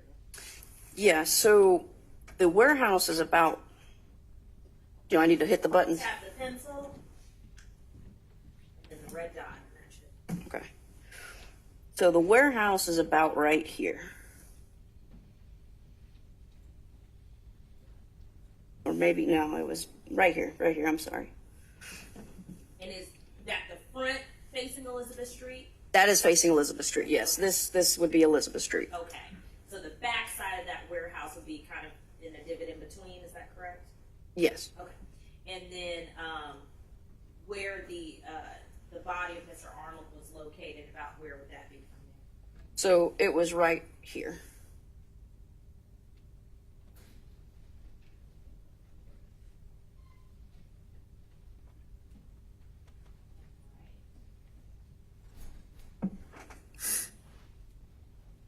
I'm going to publish with sound State's Exhibit 8.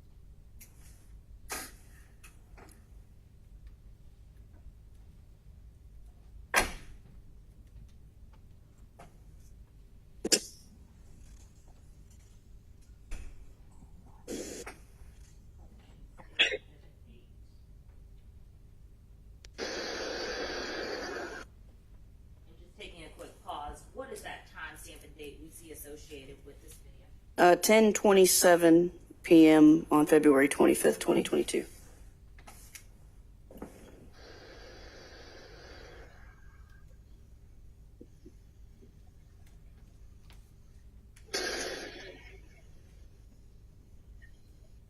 apologize, there was a bit of a delay in the sound, so I'm just going to replay it since the short ended.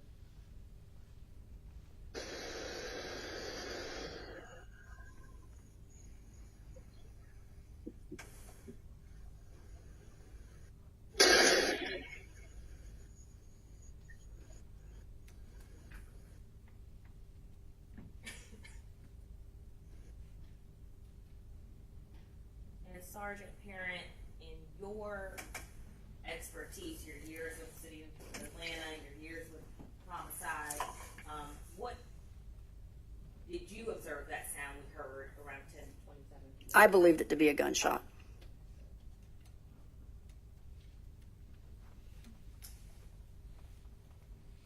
Now, the evidence that is collected at the scene, does it go to different, I guess, areas or departments for examination? Yes, so any forensic evidence that we locate relating to a crime scene goes to the GBI. Initially, our crime scene techs, they'll collect it to make sure that it's in, all the orders and protocols are followed to it, and then they submit that on behalf of the detective to the GBI for analysis. Was anything done with City of Atlanta with the shell casing that was found on the scene? Yes, so the shell casing that was recovered was analyzed to see certain aspects to it if can be related, traced back to the firearm, and can help identify the firearm used, and if a firearm has been used in a crime or in previous crimes, it will have the same characteristics on that casing that they're able then under a microscope to say one way or the other if a firearm was used in that particular case or maybe related to other cases. Did they find that relation to any other cases with the shell casing here? No.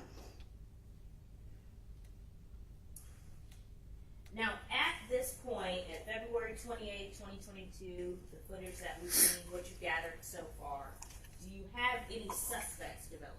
No. Does your investigation continue? Yes, it does. Now let's turn to your next kind of a day of development on March 5th, 2022. Did you do any further review of those 3 days of Wise camera footage that were provided? Yes. So at this point, we have an abundance of video footage that we have been combing through. As you can imagine, we're trying to establish a time frame. We're trying to follow the victim and see his whereabouts, who he's interacting with, what was his, where he was going, did he make any stops? And so reviewing multiple sources of footage. And on that corner Wise camera where we see Mr. Arnold pass by towards the BeltLine, we notice a black vehicle, a BMW, that's parked off to the side. And we notice that 3 males approach the vehicle and start looking at it, and then 1 male steps off to the side across the street from them, while the other 2 enter the vehicle and begin searching through the contents of the vehicle. They then exit the vehicle, pop the trunk, and start going through the contents of the trunk. When reviewing the footage, I found it interesting because earlier there's a female that actually drives the car up and parks it in that location and walks away from it. Not any of the males that were depicted in the footage that I was watching. I'm going to show you State Exhibit 9, previously entered in the evidence, around timestamp 22:05 on the evening of February 25th.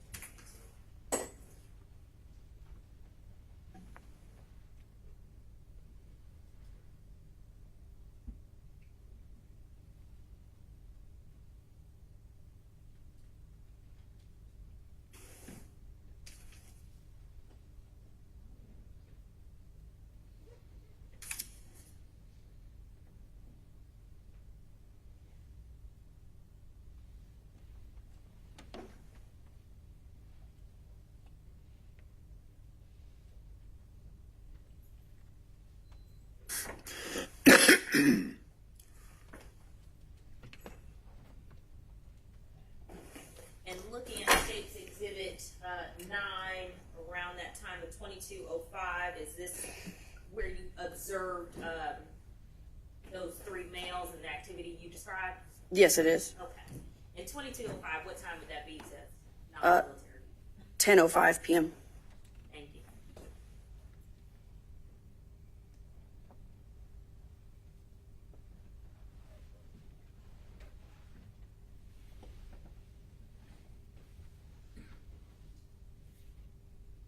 And I'm just pressing pressing pause very quickly at 22:05:08. Do we see what direction those males are coming from? Yes, they're coming further up from the area up the street where Bernina intersects with another side street, and there's a restaurant up that way. And if you could please, tapping the pencil and using that red pencil, could you circle the screen where you observe them at this point? Thank you.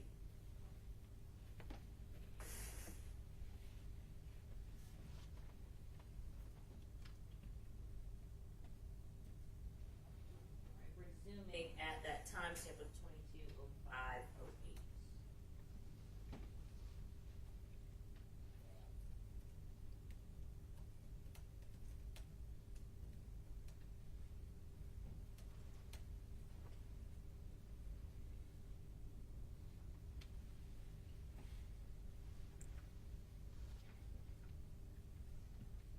And Sergeant Parent, again, on the left side of the screen where we observe this black vehicle, is that the vehicle you're referring to, the BMW? Yes, it is.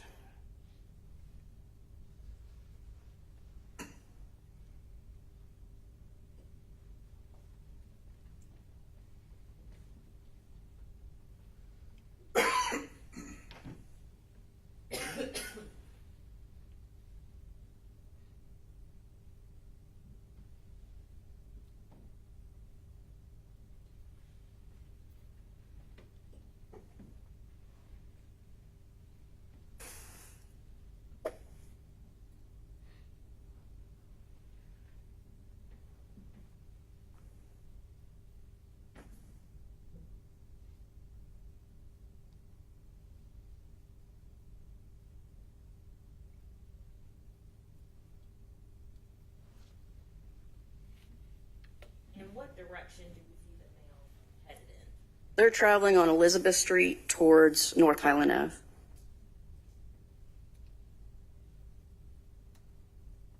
Pausing here at 22:06:37 timestamp. You mentioned that you observed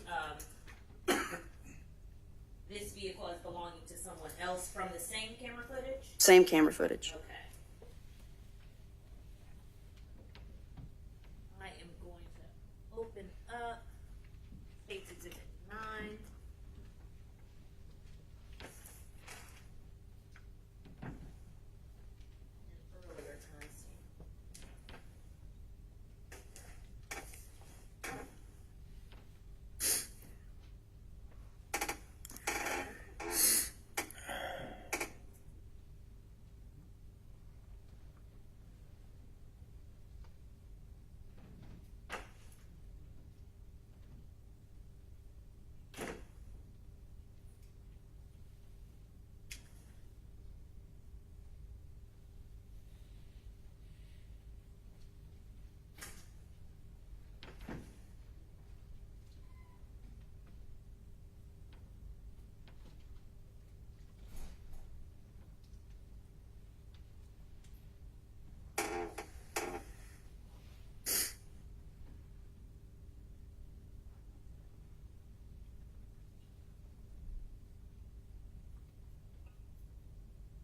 One moment, it should come up on the screen in front of you.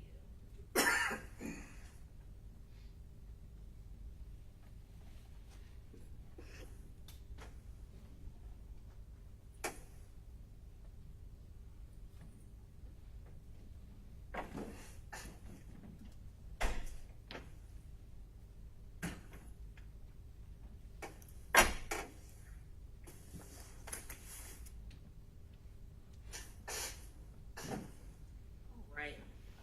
And excuse me. I'm sorry, Sergeant. Do we see that vehicle in this portion of State's Exhibit 9? Yes. Okay. Can you circle it for us using that same pencil? Red line. And what's the timestamp and date we have associated with this, Sergeant? February 25th, 2022, and 1551, which would be 351.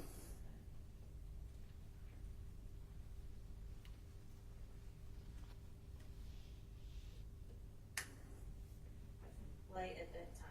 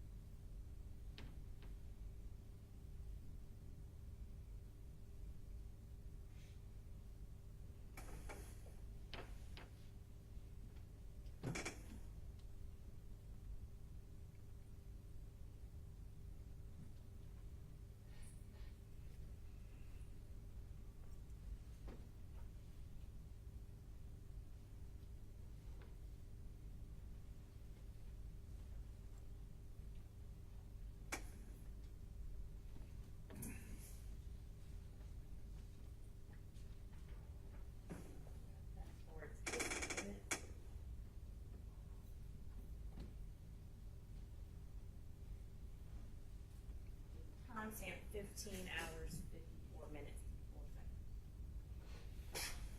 And what do we observe here? The person who had been driving the vehicle, presumed to be the owner of the vehicle, exiting the vehicle and walking away. and it is a female based on physical attributes, characteristics. 15 hours, 54 minutes, and 20 seconds. Is this a good time to break for lunch? Yes, Judge, it would be. All right, let's come back at 1:40, please. Deputy, please make sure every juror has a visible juror sticker. Thank you.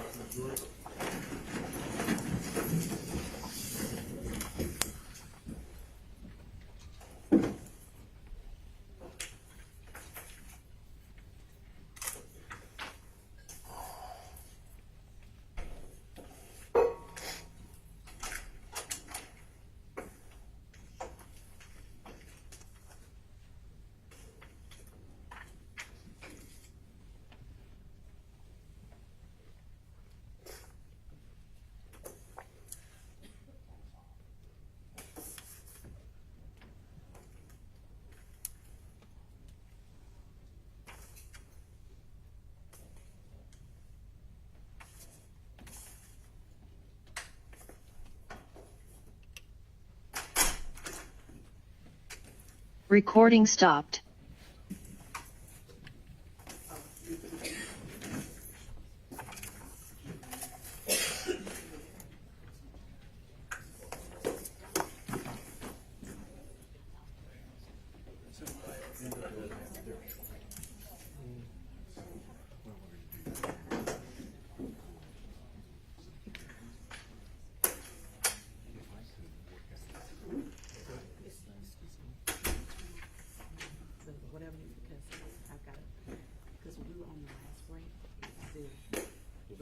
Yes, because A&F got the sound, and so they heard our whole conversation during our break.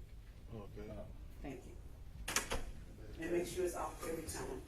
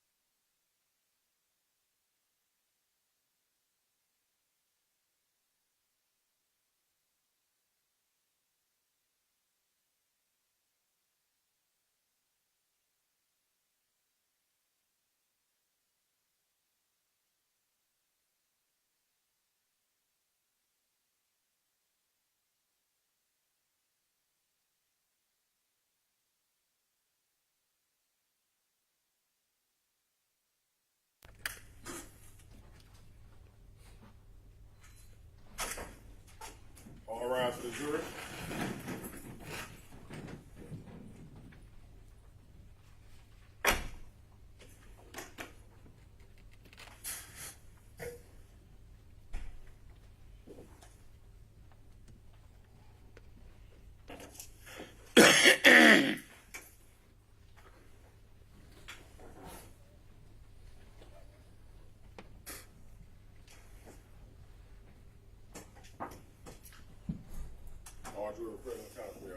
Please be seated. Sergeant, please come back to the stand. You remain under oath.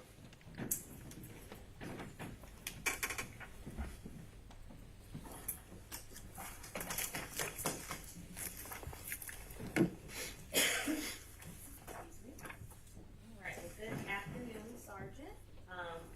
Now, earlier where we were talking, you mentioned that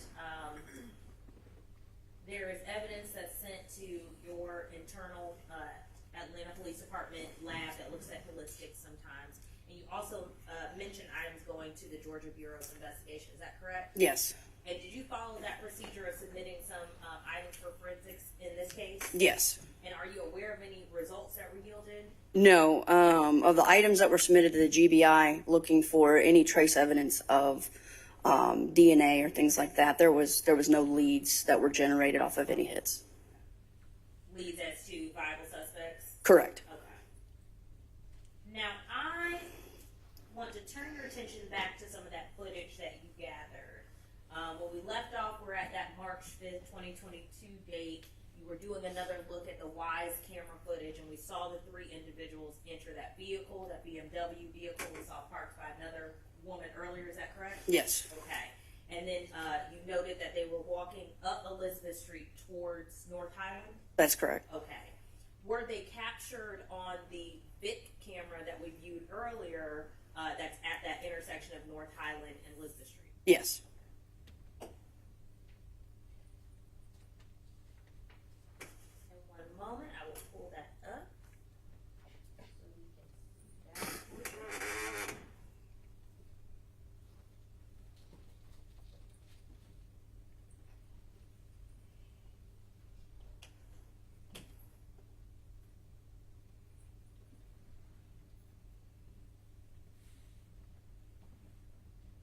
And in observing all of the camera footage that you were able to obtain from that area, were you able to track the route of those individuals? Yes, so because we had so much camera footage, we were actually able to track the path of not only the victim, but of what we believe to be persons of interest and related to the incident. So the individuals that we saw at this car kind of stood out to us as because we knew that wasn't the person who had originally driven the car. Therefore, we consider that an entering auto. So that kind of drew our attention to these three individuals because there was a crime that had been committed in that area that we were able to capture on those cameras. So it continued to follow them using the different sources of footage throughout that little footprint in Inman Park.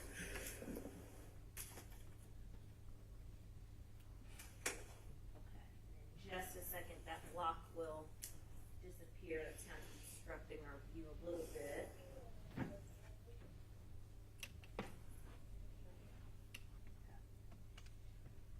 Now, here, is this the same image what we're looking at with pure Taqueria in the background at North Highland and Elizabeth? Yes. Okay.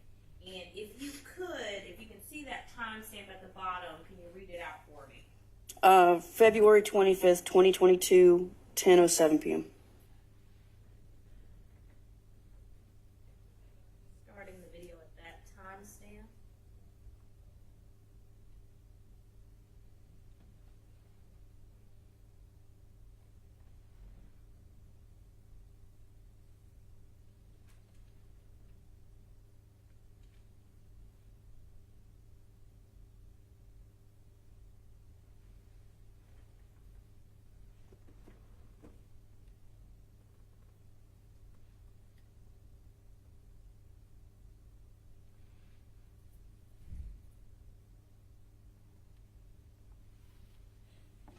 Pausing the video at timestamp 10 hours, 8 minutes, and 0 seconds. Are you able to see those three individuals? Yes.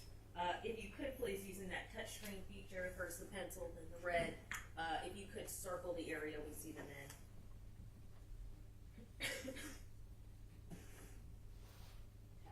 And how are you able to follow the route? You know, we're a little bit ways back looking at this big camera, but what details do you use to keep track of this route?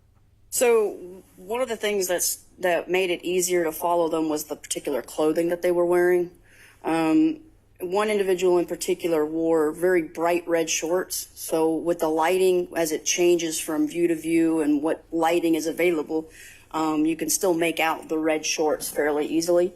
And then there was another subject wearing like a greenish gray kind of pants that, and then another one had a jacket that all had distinctive markings and characteristics on them that made it able to continue to watch those individuals. Additionally, all three traveled together. They might separate by crossing the street for a period of time, but they all traveled together throughout that whole footprint.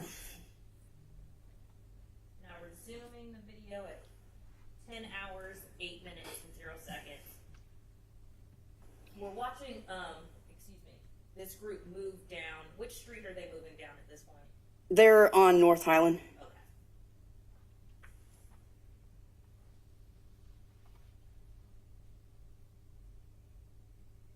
Now, after we see them leave off of where we have a vantage view on this camera footage, are you able to pick them back up anywhere else? Yes, so on the Bernina is the next street over, and it comes around and curves along the BeltLine and intersects with Elizabeth. They're on Bernina on the North Highland side, where they walk up to an apartment building entry door. And was that captured on any footage that you were able to obtain? Yes, security footage from the apartment complex. And did you collect that footage and place it as part of your case file? I did. Had a chance to view that footage prior to today? I did. And a true and accurate copy? Yes. Your Honor, at this time, the state would tender, excuse me, State's Exhibit 132. No objection? No objection, Your Honor. So admitted, you may publish.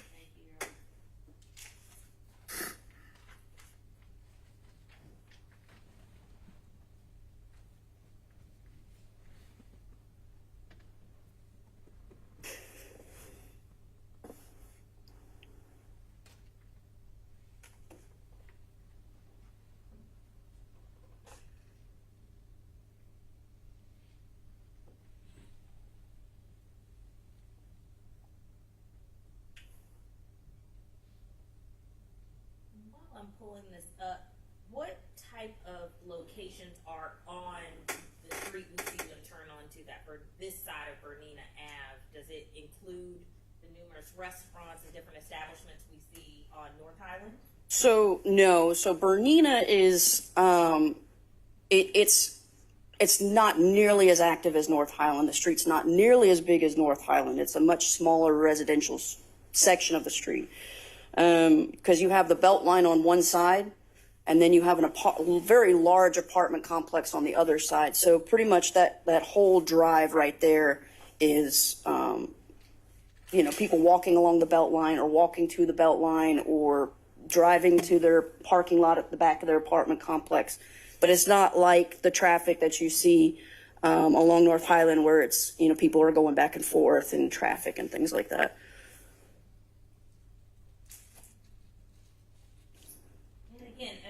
Tracking or viewing the footage and tracking this group, did you track other groups or individuals in the same footage as well? Yes.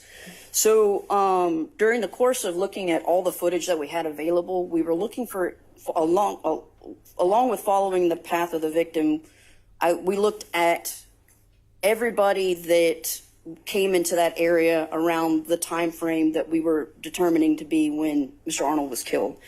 And we looked at all the people that were coming through. We followed each individual person on cameras to see where they went, that they were coming from an area, going to another area. looking for anybody that might have been hanging out in the area. And what we were able to see was that we have people that are either coming from one side of the BeltLine, coming through, patronizing a business, or coming back, getting into their car, leaving or going home, or you have people that have come in and then they're patronizing a business, or they're going to the BeltLine. You see them, see people meet with other people and then walk with direction, or catch an Uber and leave. You see Ubers coming and going. You see, Grubhub, things of that nature. Uber Eats come by, do their stops. You see a lot of coming and going traffic. What stood out to me regarding the three individuals was they did not seem to have an intended destination in their travels. So they didn't enter into the area and go to a restaurant or to a business in the area. They traveled around this footprint, looking for something. We saw them, get in the car, which we knew wasn't operated by them. So we believed, it was on our radar, that they were looking for things in the vehicle, or looking for cars to break into, as I saw in the video. So because that drew my attention to these people that weren't leaving the area, they kept going around in the area looking at different things.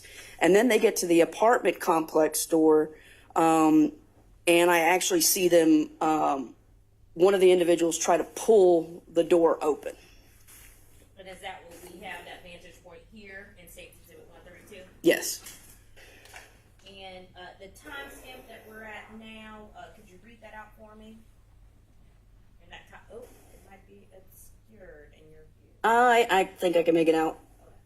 February 25th, 2022 at 10:05 p.m.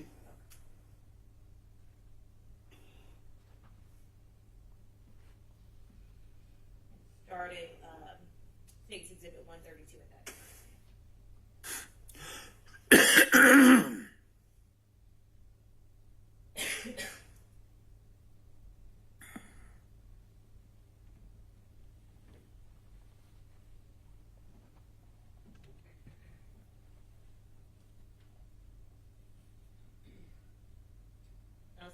Sergeant, stopping here at timestamp 10 hours, 5 minutes and 35 seconds, 0.526 milliseconds. If you could, do you see that group that you're tracking on the video here? Yes.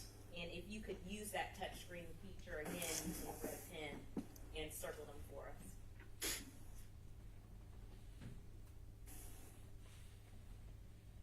Thank you. And I'm going to resume to the video at that same timestamp.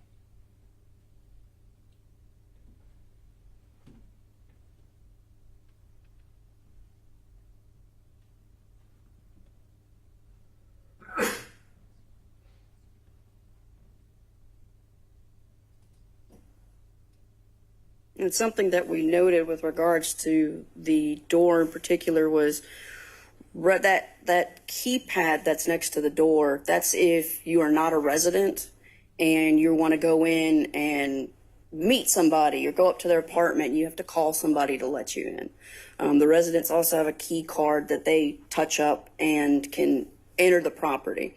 The individuals pulled on the door, but they didn't have a key card and go in. They didn't go up to the call box to try to call somebody to say, hey, we're coming to visit you. They simply just tried to force the door open. Now, stopping States 132 at 10 hours, 6 minutes, and 14 seconds, 5.588 milliseconds p.m. We see those individuals move off of frame. Are you able to track then where they head to from there? Yes, so there's another camera on the other side of the building that's on, as the curve comes around on Bernina, there's another camera that looks at that side right there and the BeltLine entrance. And were you able to obtain footage from that camera? I was. And did you preserve and add that camera footage as part of your case file? Yes. Have a chance to view it before today? Yes. True and accurate Yes. At this time, Your Honor, the state would tender the footage from the parking lot view of Bernina as State's Exhibit 133. No objection. No objection, Your Honor. So admitted, you may publish.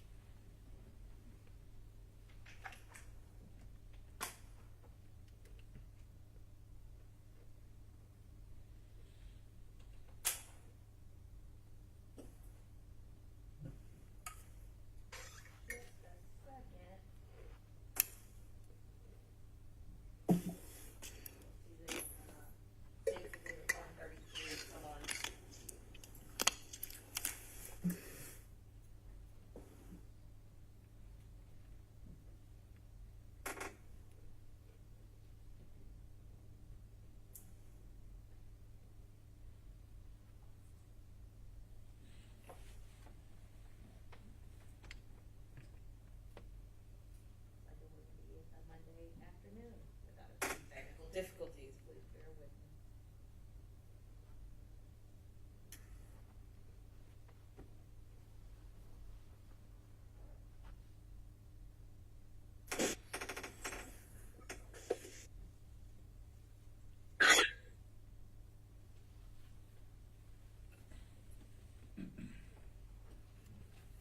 All right, Sergeant.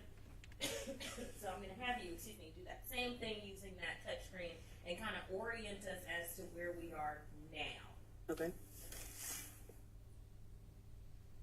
Okay, so this right off here is your BeltLine path, and it comes and meets the street right here. It also goes this way towards the bridge and the skate park, and then has an access path that goes to the other side, which is also where Beach Circle is. This is Bernina, and it comes off of North Highland and curves around the apartment building. And then alongside of this building, this is the back side of Elizabeth. So this would be Elizabeth meeting up right here.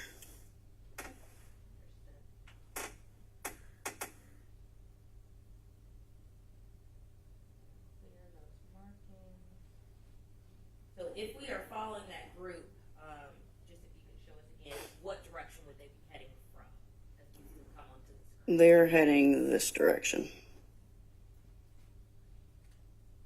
you.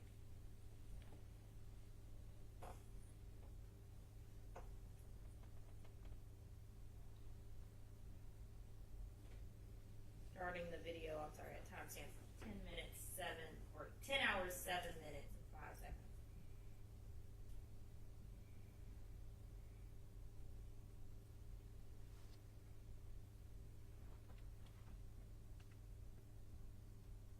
Pausing the video at timestamp 10 hours, 7 minutes, and 17 seconds.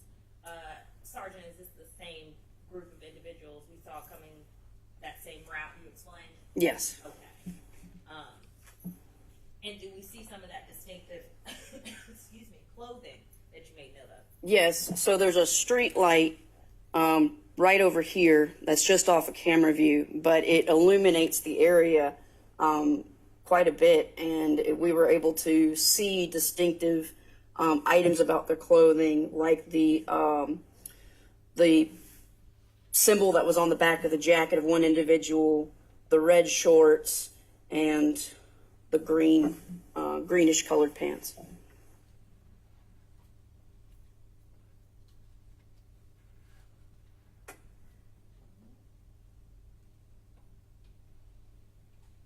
And I'm going to resume the video at that same timestamp.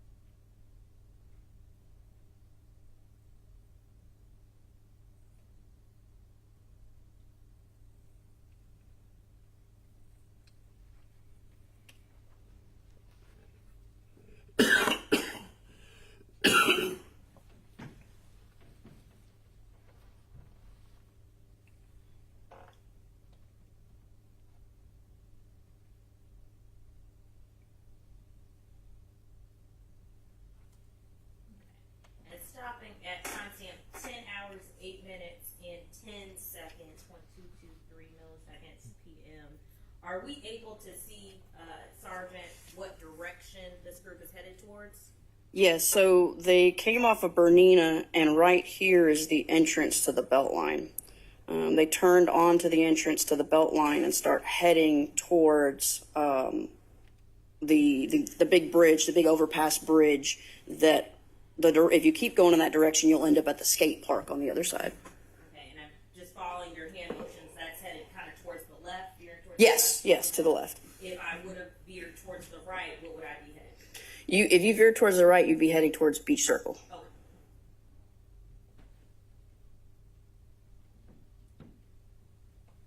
Okay. Now, do we capture, you noted that heading in that left direction, you would be heading towards the BeltLine, towards the skate park.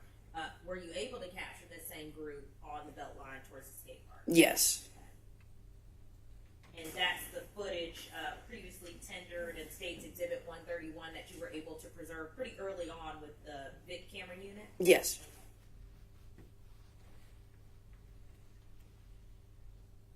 One moment, you will see that footage.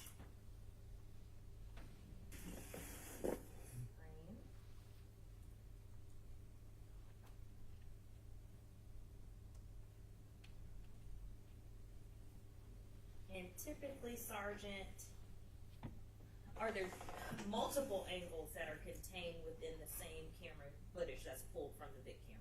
Yes, so depending on which camera it is and what location, there's either going to be anywhere from 2 to 5 cameras on a particular pole.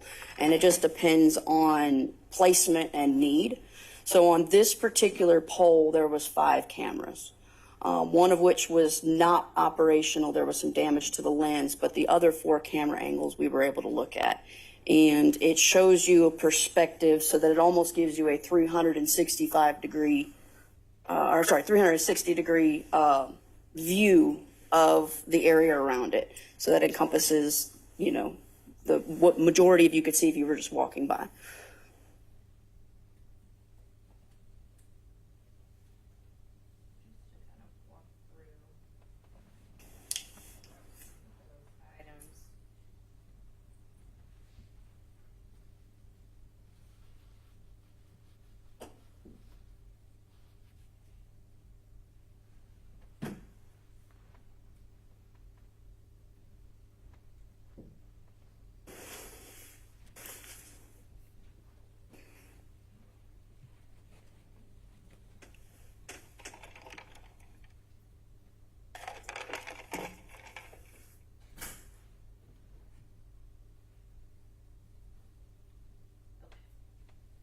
Just kind of walking through some of those items here.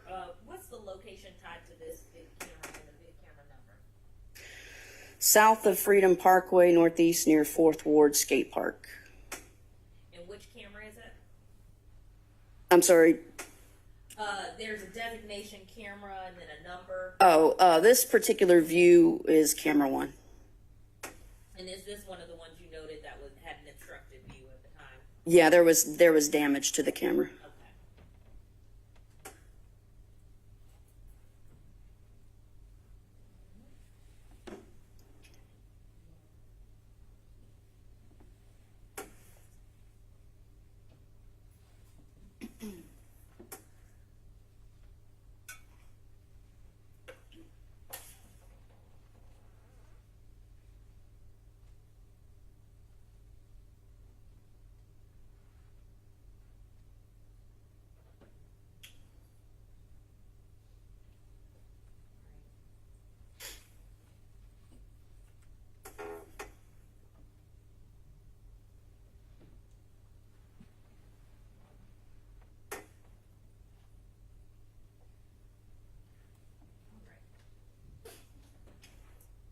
Here, we see similar location at the top and a different camera number. Is that kind of how you were explaining with the multiple cameras on the same pole? Yes. Okay. So it's the same location.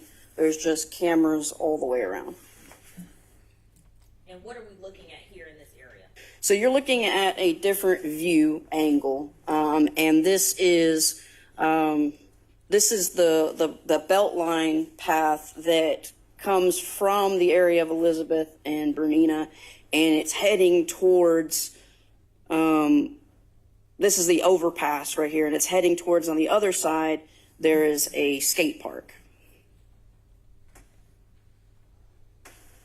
So if individuals would have traveled as we saw that particular group going towards the left, heading onto the BeltLine, would they pass this particular portion? Yes, if they were heading in the direction of the main BeltLine path towards the skate park, they would have passed this camera.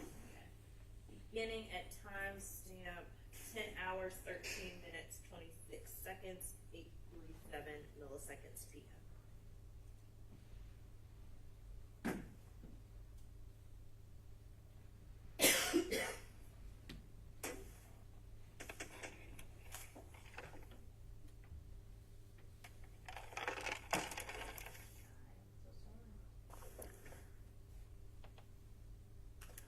Go back and reshare.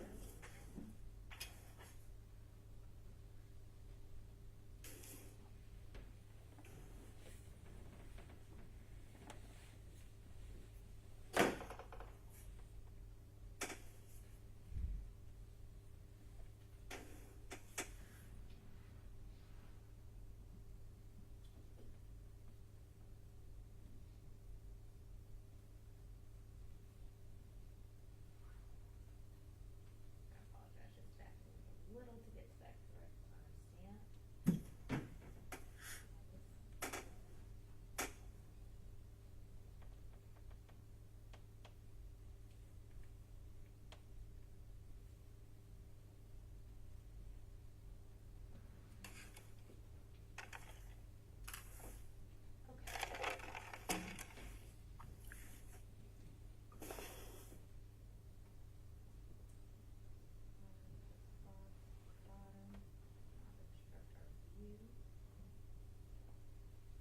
All right. So restarting, I'm sorry to replay it. 10 hours, 13 minutes, and 16 seconds, 970 milliseconds p.m.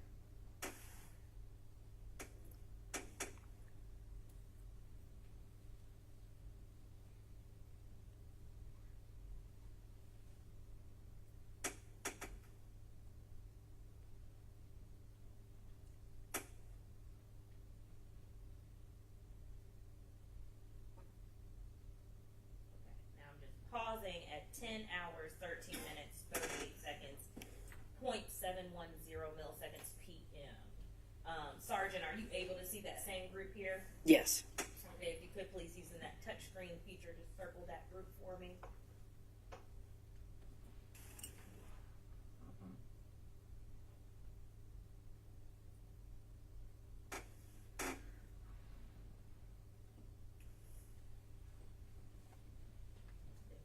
Just a bit of a lag. And are we seeing the same clothing that you made note of from previous videos? Yes. Okay. Gonna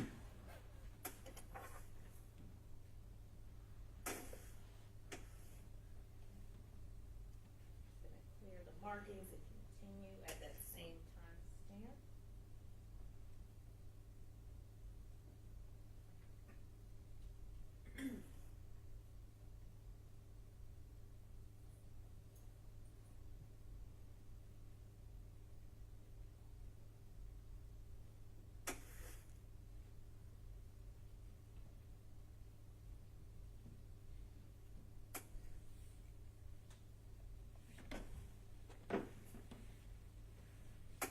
Now, Sergeant, just to orient ourselves, what direction are they headed in? What would be down that way?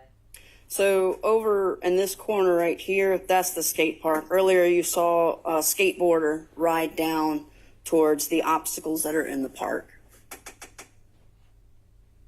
And are you able, I know it's a little difficult to see from this angle, but during your investigation, were you able to determine what was going on now with the group? So watching the group and the different things that they're doing, it would appear that they decided to stop and pose for pictures in front of the graffiti on the wall.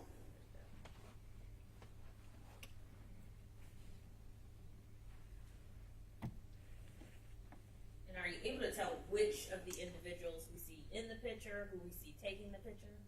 So the individual with the jean jacket with the big design on the back was the one taking the pictures. The red shorts and the green pants are posing right now.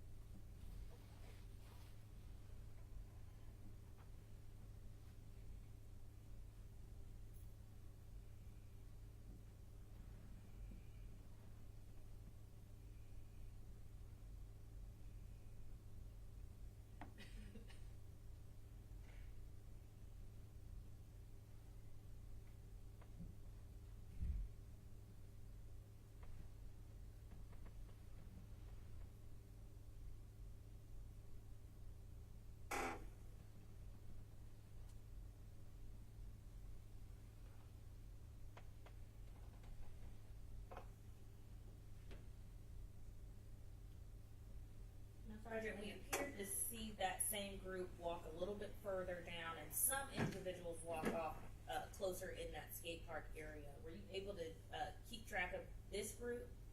Yes, so the same way that they travel through the footprint, they stay together, and you can see when they walk up, they stop, and then everybody else is continuing past and moving past in one way or direction or another.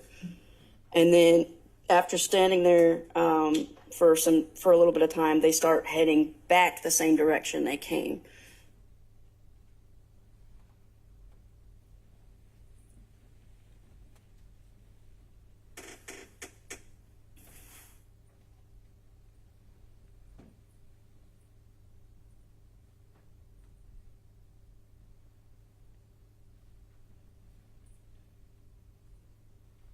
Now, it's at this point in the video that there's a female that is walking past the group. They engage in, or try to engage in conversation with her, and she, dismisses them. She picks up her pace to try to move away from the group, and then they seem to match their pace and are following behind her.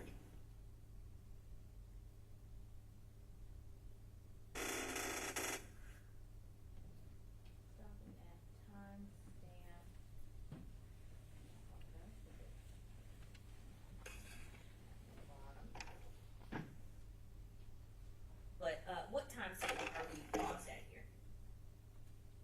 I can't see it.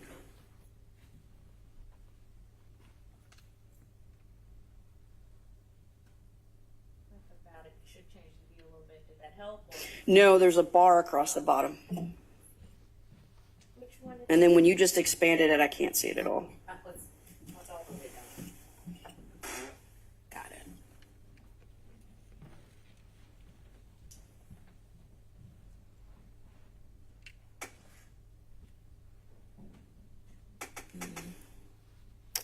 Try to adjust that.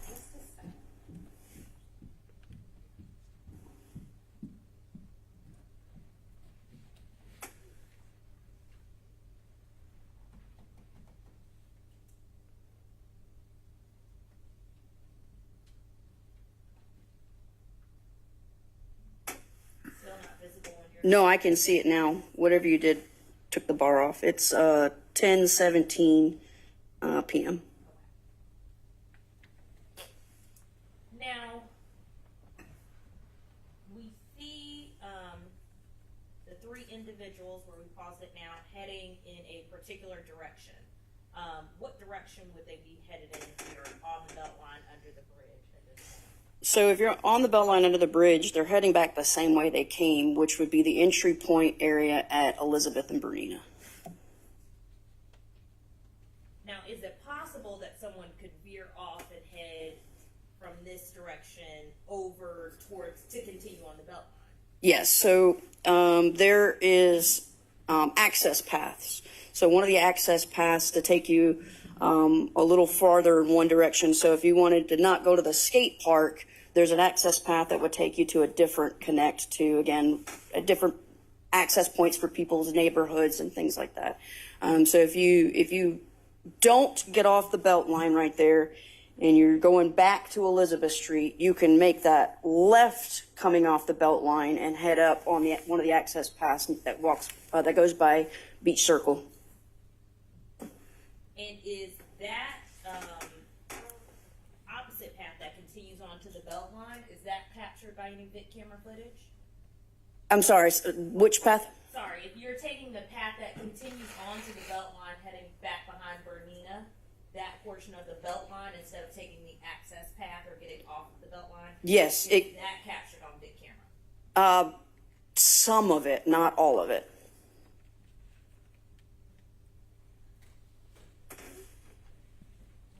Going to camera angle 4 of the same State's Exhibit 133.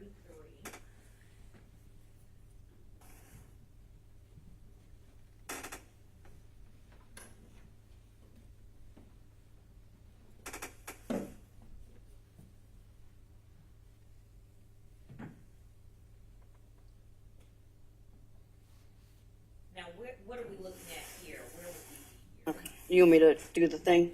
Yes. Try to get some of these boxes out of your way. I'm sorry. Okay, so this right here is the apartment building from the earlier footage. So this would be Bernina right here. And then Elizabeth would be about right here. And this is if you're heading away from the bridge, with the BeltLine bridge. This direction is continuing along the main BeltLine. And then this is an access road or access path to get to the main direction of the BeltLine. So, if we are walking the trajectory where we see that camera footage in our last view on camera 2, coming from under the bridge, towards the left would be headed towards Beach Circle, is that correct? That's correct. And towards the right would be headed towards this area. Yes, it'd be a different section of the BeltLine path, yeah. I'm going to see here if it comes up. Are you able to see the timestamp associated with where we are here? Same box. Same box. One moment.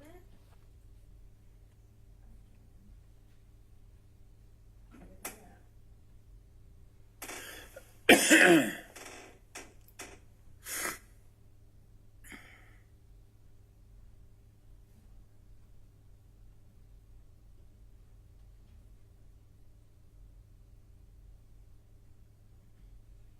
you able to see it at this point? Same box. It's the same box. It looks like it says 10:17 p.m., but I can't make out the last digits. Understood. Oh, I can see it at the bottom now. Yep, 10:17 p.m. Okay.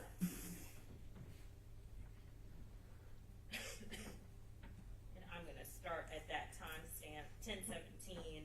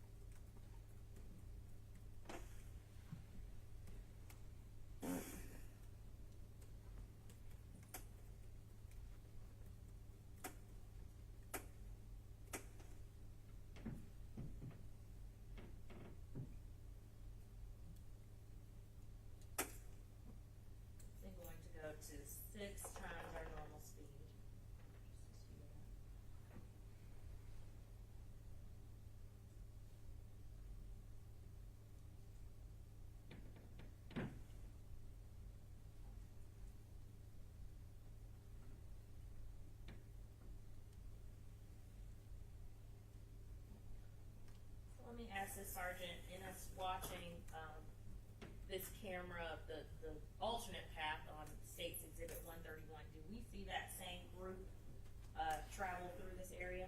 No. And did you watch additional footage than what we're even seeing here? Yes, I watched it for good hour plus.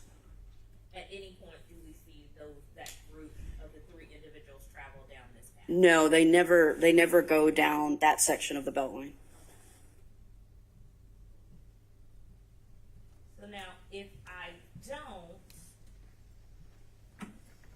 head to the left or the right, you mentioned earlier that you could also return to that Elizabeth Street and Bernina Avenue intersection? That's correct. Okay.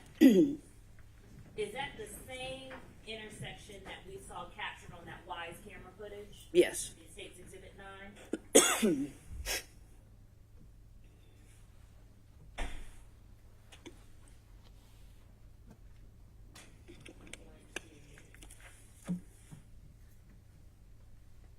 And let me ask with that camera footage, I know you said earlier there was minute by minute of a multitude of days. Did it capture the time frame of 10:17 to 10:40? Yes. Okay.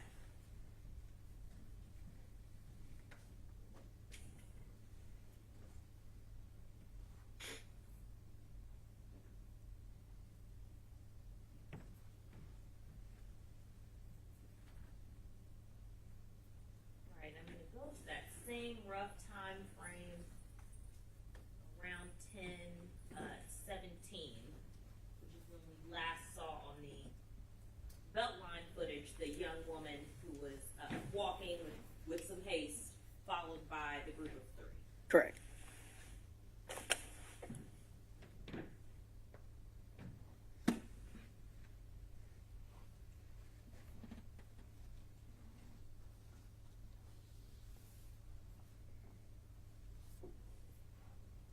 And did you watch that camera footage, that same camera angle, beginning at 10:17 and continuing on? No, I started watching it long before. I viewed all the cameras that we had in that area for quite some time before when we figured out when the incident occurred, and some time afterwards. Just again to get an idea of the people and their traffic through there. Are they passing through? Are they going somewhere? Or is anybody just hanging out in the area? In that case, I'm going to point your attention directly to that same evening, February 25th, 2022, timestamp 22:18. And what time would that be in our regular time? 10:18 p.m.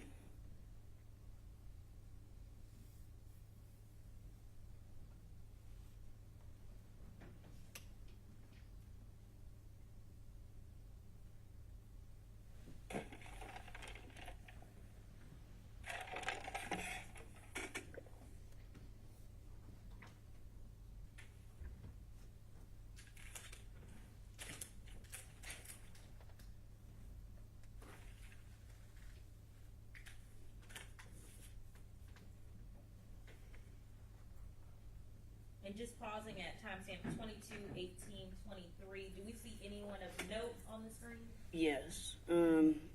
This is the female in all black that was coming through the bridge from the area of the skate park and came to the other side and exited the BeltLine. The same female that was engaged and then followed by the three males. Resuming at that same timestamp.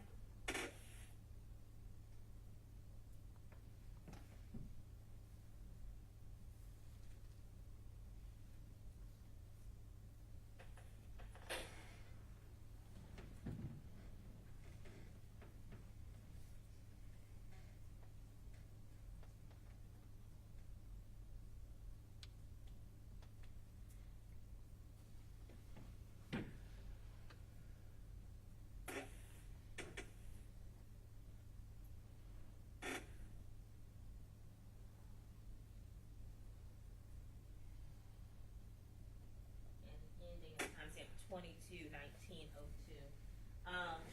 Sergeant Parent, did we see that group of individuals, those 3 males, anywhere? No, they did not. They didn't exit the BeltLine area. If they had, they would have either gone back behind the apartment complex and on Bernina, or they would have come out here on Elizabeth and Bernina.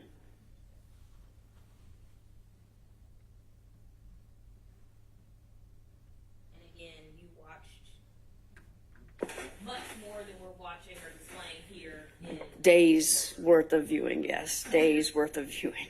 And did they reappear on either one of those camera angles after that 10:17 p.m.? No.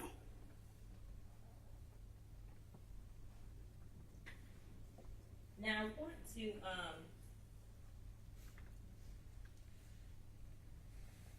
point out or return to earlier where we viewed this same camera angle, States Exhibit 9, and we saw the victim, Mr. Arnold, walking down towards that entrance of the BeltLine.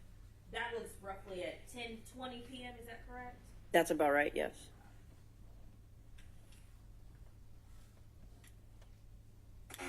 Now, after we see Mr. Arnold, as we saw earlier, travel past this wise camera footage at the corner of Bernina and Elizabeth Street, do we see him reappear on any of the big cameras? No. No, we do not. Okay. That's checking the alternative route of the BeltLine that goes back behind Bernina?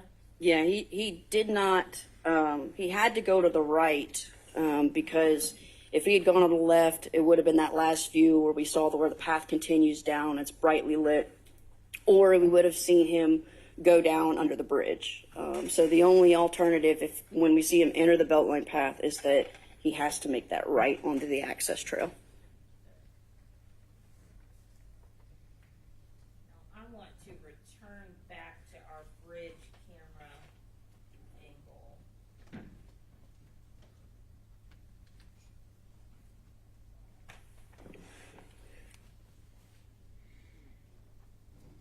Now, at any point after that 10:17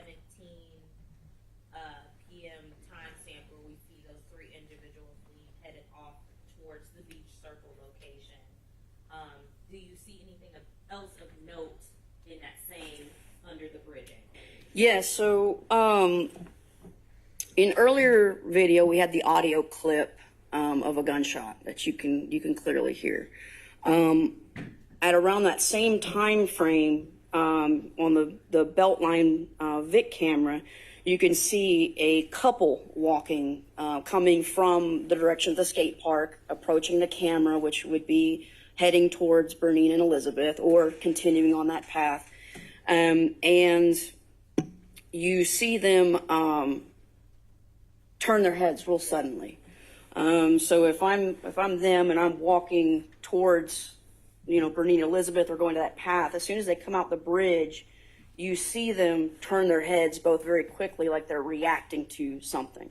I believed that it was them reacting to the sound of the gunshot. And again, that's because it coincided with that time frame created by the independent footage. Correct.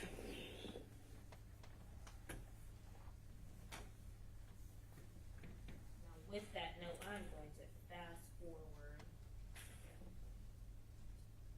10:27.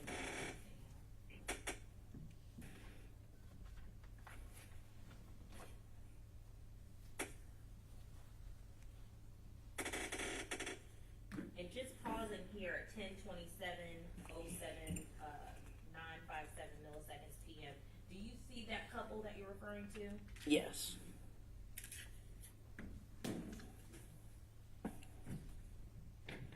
It's these two right here.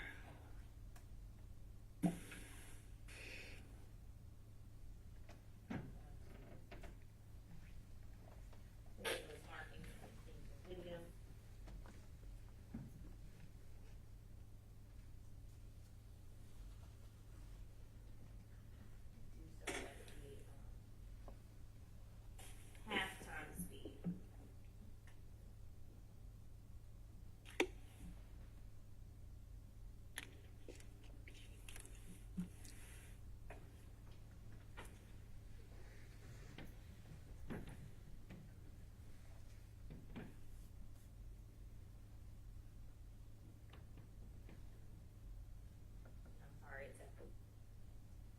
play it at regular speed up until timestamp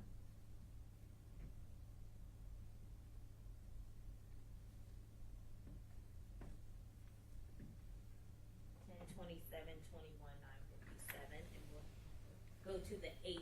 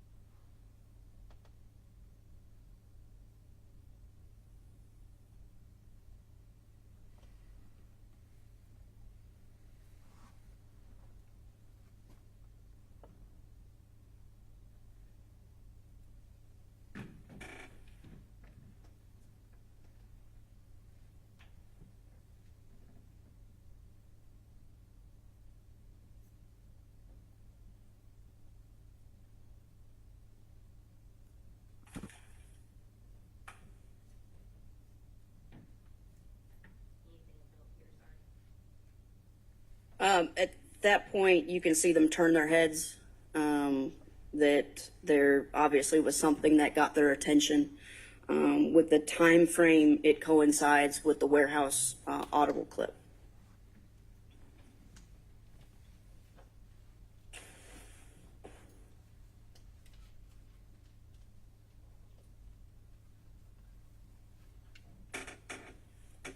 Now, at this point, we're at March, into March from the 26th of February where your investigation began. At this point, what did you do with your investigation and the information you had? So, based on the timeline that we established with the path of Mr. Arnold, and then marrying it with the footage for the couple turning their head to the time with the gunshot that's audibly heard, it coincides with about the time that Mr. Arnold would have been in that location at that time. And we now have people that are lingering in the area, 3 subjects that are lingering in the area. We also have the car where the owner of the vehicle was not present at the time. These 3 individuals were in the vehicle, and we have these 2 people that turned their head and noticing the shot. So we had a press conference, little news briefer, looking to identify persons of interest in this investigation. So we wanted to first and foremost get the owner of the vehicle. So we put up the information. If you have any information, we'd like to be able to process, your vehicle, and then put up the couple. We think you may have witnessed or been in the area to notice something, like to speak with you and see if you've got any information. And then trying also as well to identify the 3 male individuals that you see walking around the park. Around Inman Park and on that BeltLine at the time Mr. Arnold was in that area. And the date of that press conference was March 10th? Yes.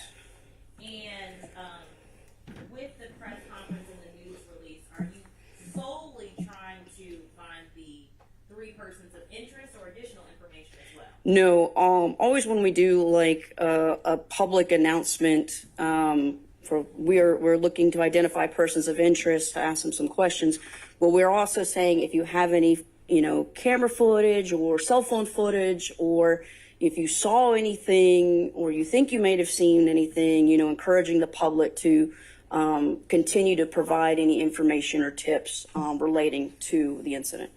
Did you try to locate the owner of that black BMW that we saw? I did. Okay, and did you try to determine who that couple that we see reacting to the gunshot was? I did. Okay. Were you able to find out who they were? No, they never came forward.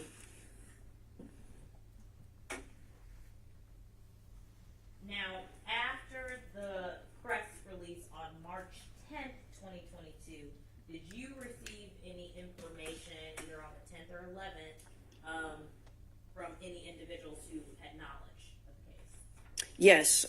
So I was working my shift that night, the evening shift, and received notification through our dispatch on our detective channel that there was Hateville PD was notifying Atlanta Homicide that they had someone in Hateville who stated that he had information relating to this case and wanted to speak to the detective involved. And did you go out to speak with that individual? Yes, I did. And was that individual Mr. Shaquan Crawford? Yes. Now, what did you learn when you went out to speak to Mr. Crawford that day? So we met Mr. Crawford where he had flagged down the Hateville officer. So it was at the racetrack in Hateville. I don't know if you're familiar, if everybody's familiar with that area, but it comes right off the interstate. It's on Virginia Avenue. And, you know, nice public meeting place. And when I spoke to him, he stated that he had been contacted by the individuals that were in that footage. He stated that he received a screenshot of the photo from the news release. Can you identify these individuals as persons of interest? And stated that one of the individuals was saying, "This is me. I'm on the news. I need to get out of town. Can you help me?" And that individual, was he able to identify him? Yes. Who was that individual? Malik Williams. Was it Brandon Williams? Or I'm sorry, Brandon Williams. I'm sorry. Sorry. I'll rephrase. Who was that individual? Brandon Williams. Okay, so I don't have a leading question. I apologize. Now, with Brandon Williams, the information that he sent to Mr. Crawford, did Mr. Crawford provide that information or screenshots or any information tied to that? Yeah, he actually pulled it up on his cell phone and showed it to us, and said, "This is what he sent me." You could see the screenshot on his phone where he's contacting me and asking for money. I'm going to display what's been previously tendered into evidence as State's Exhibit 97A and B.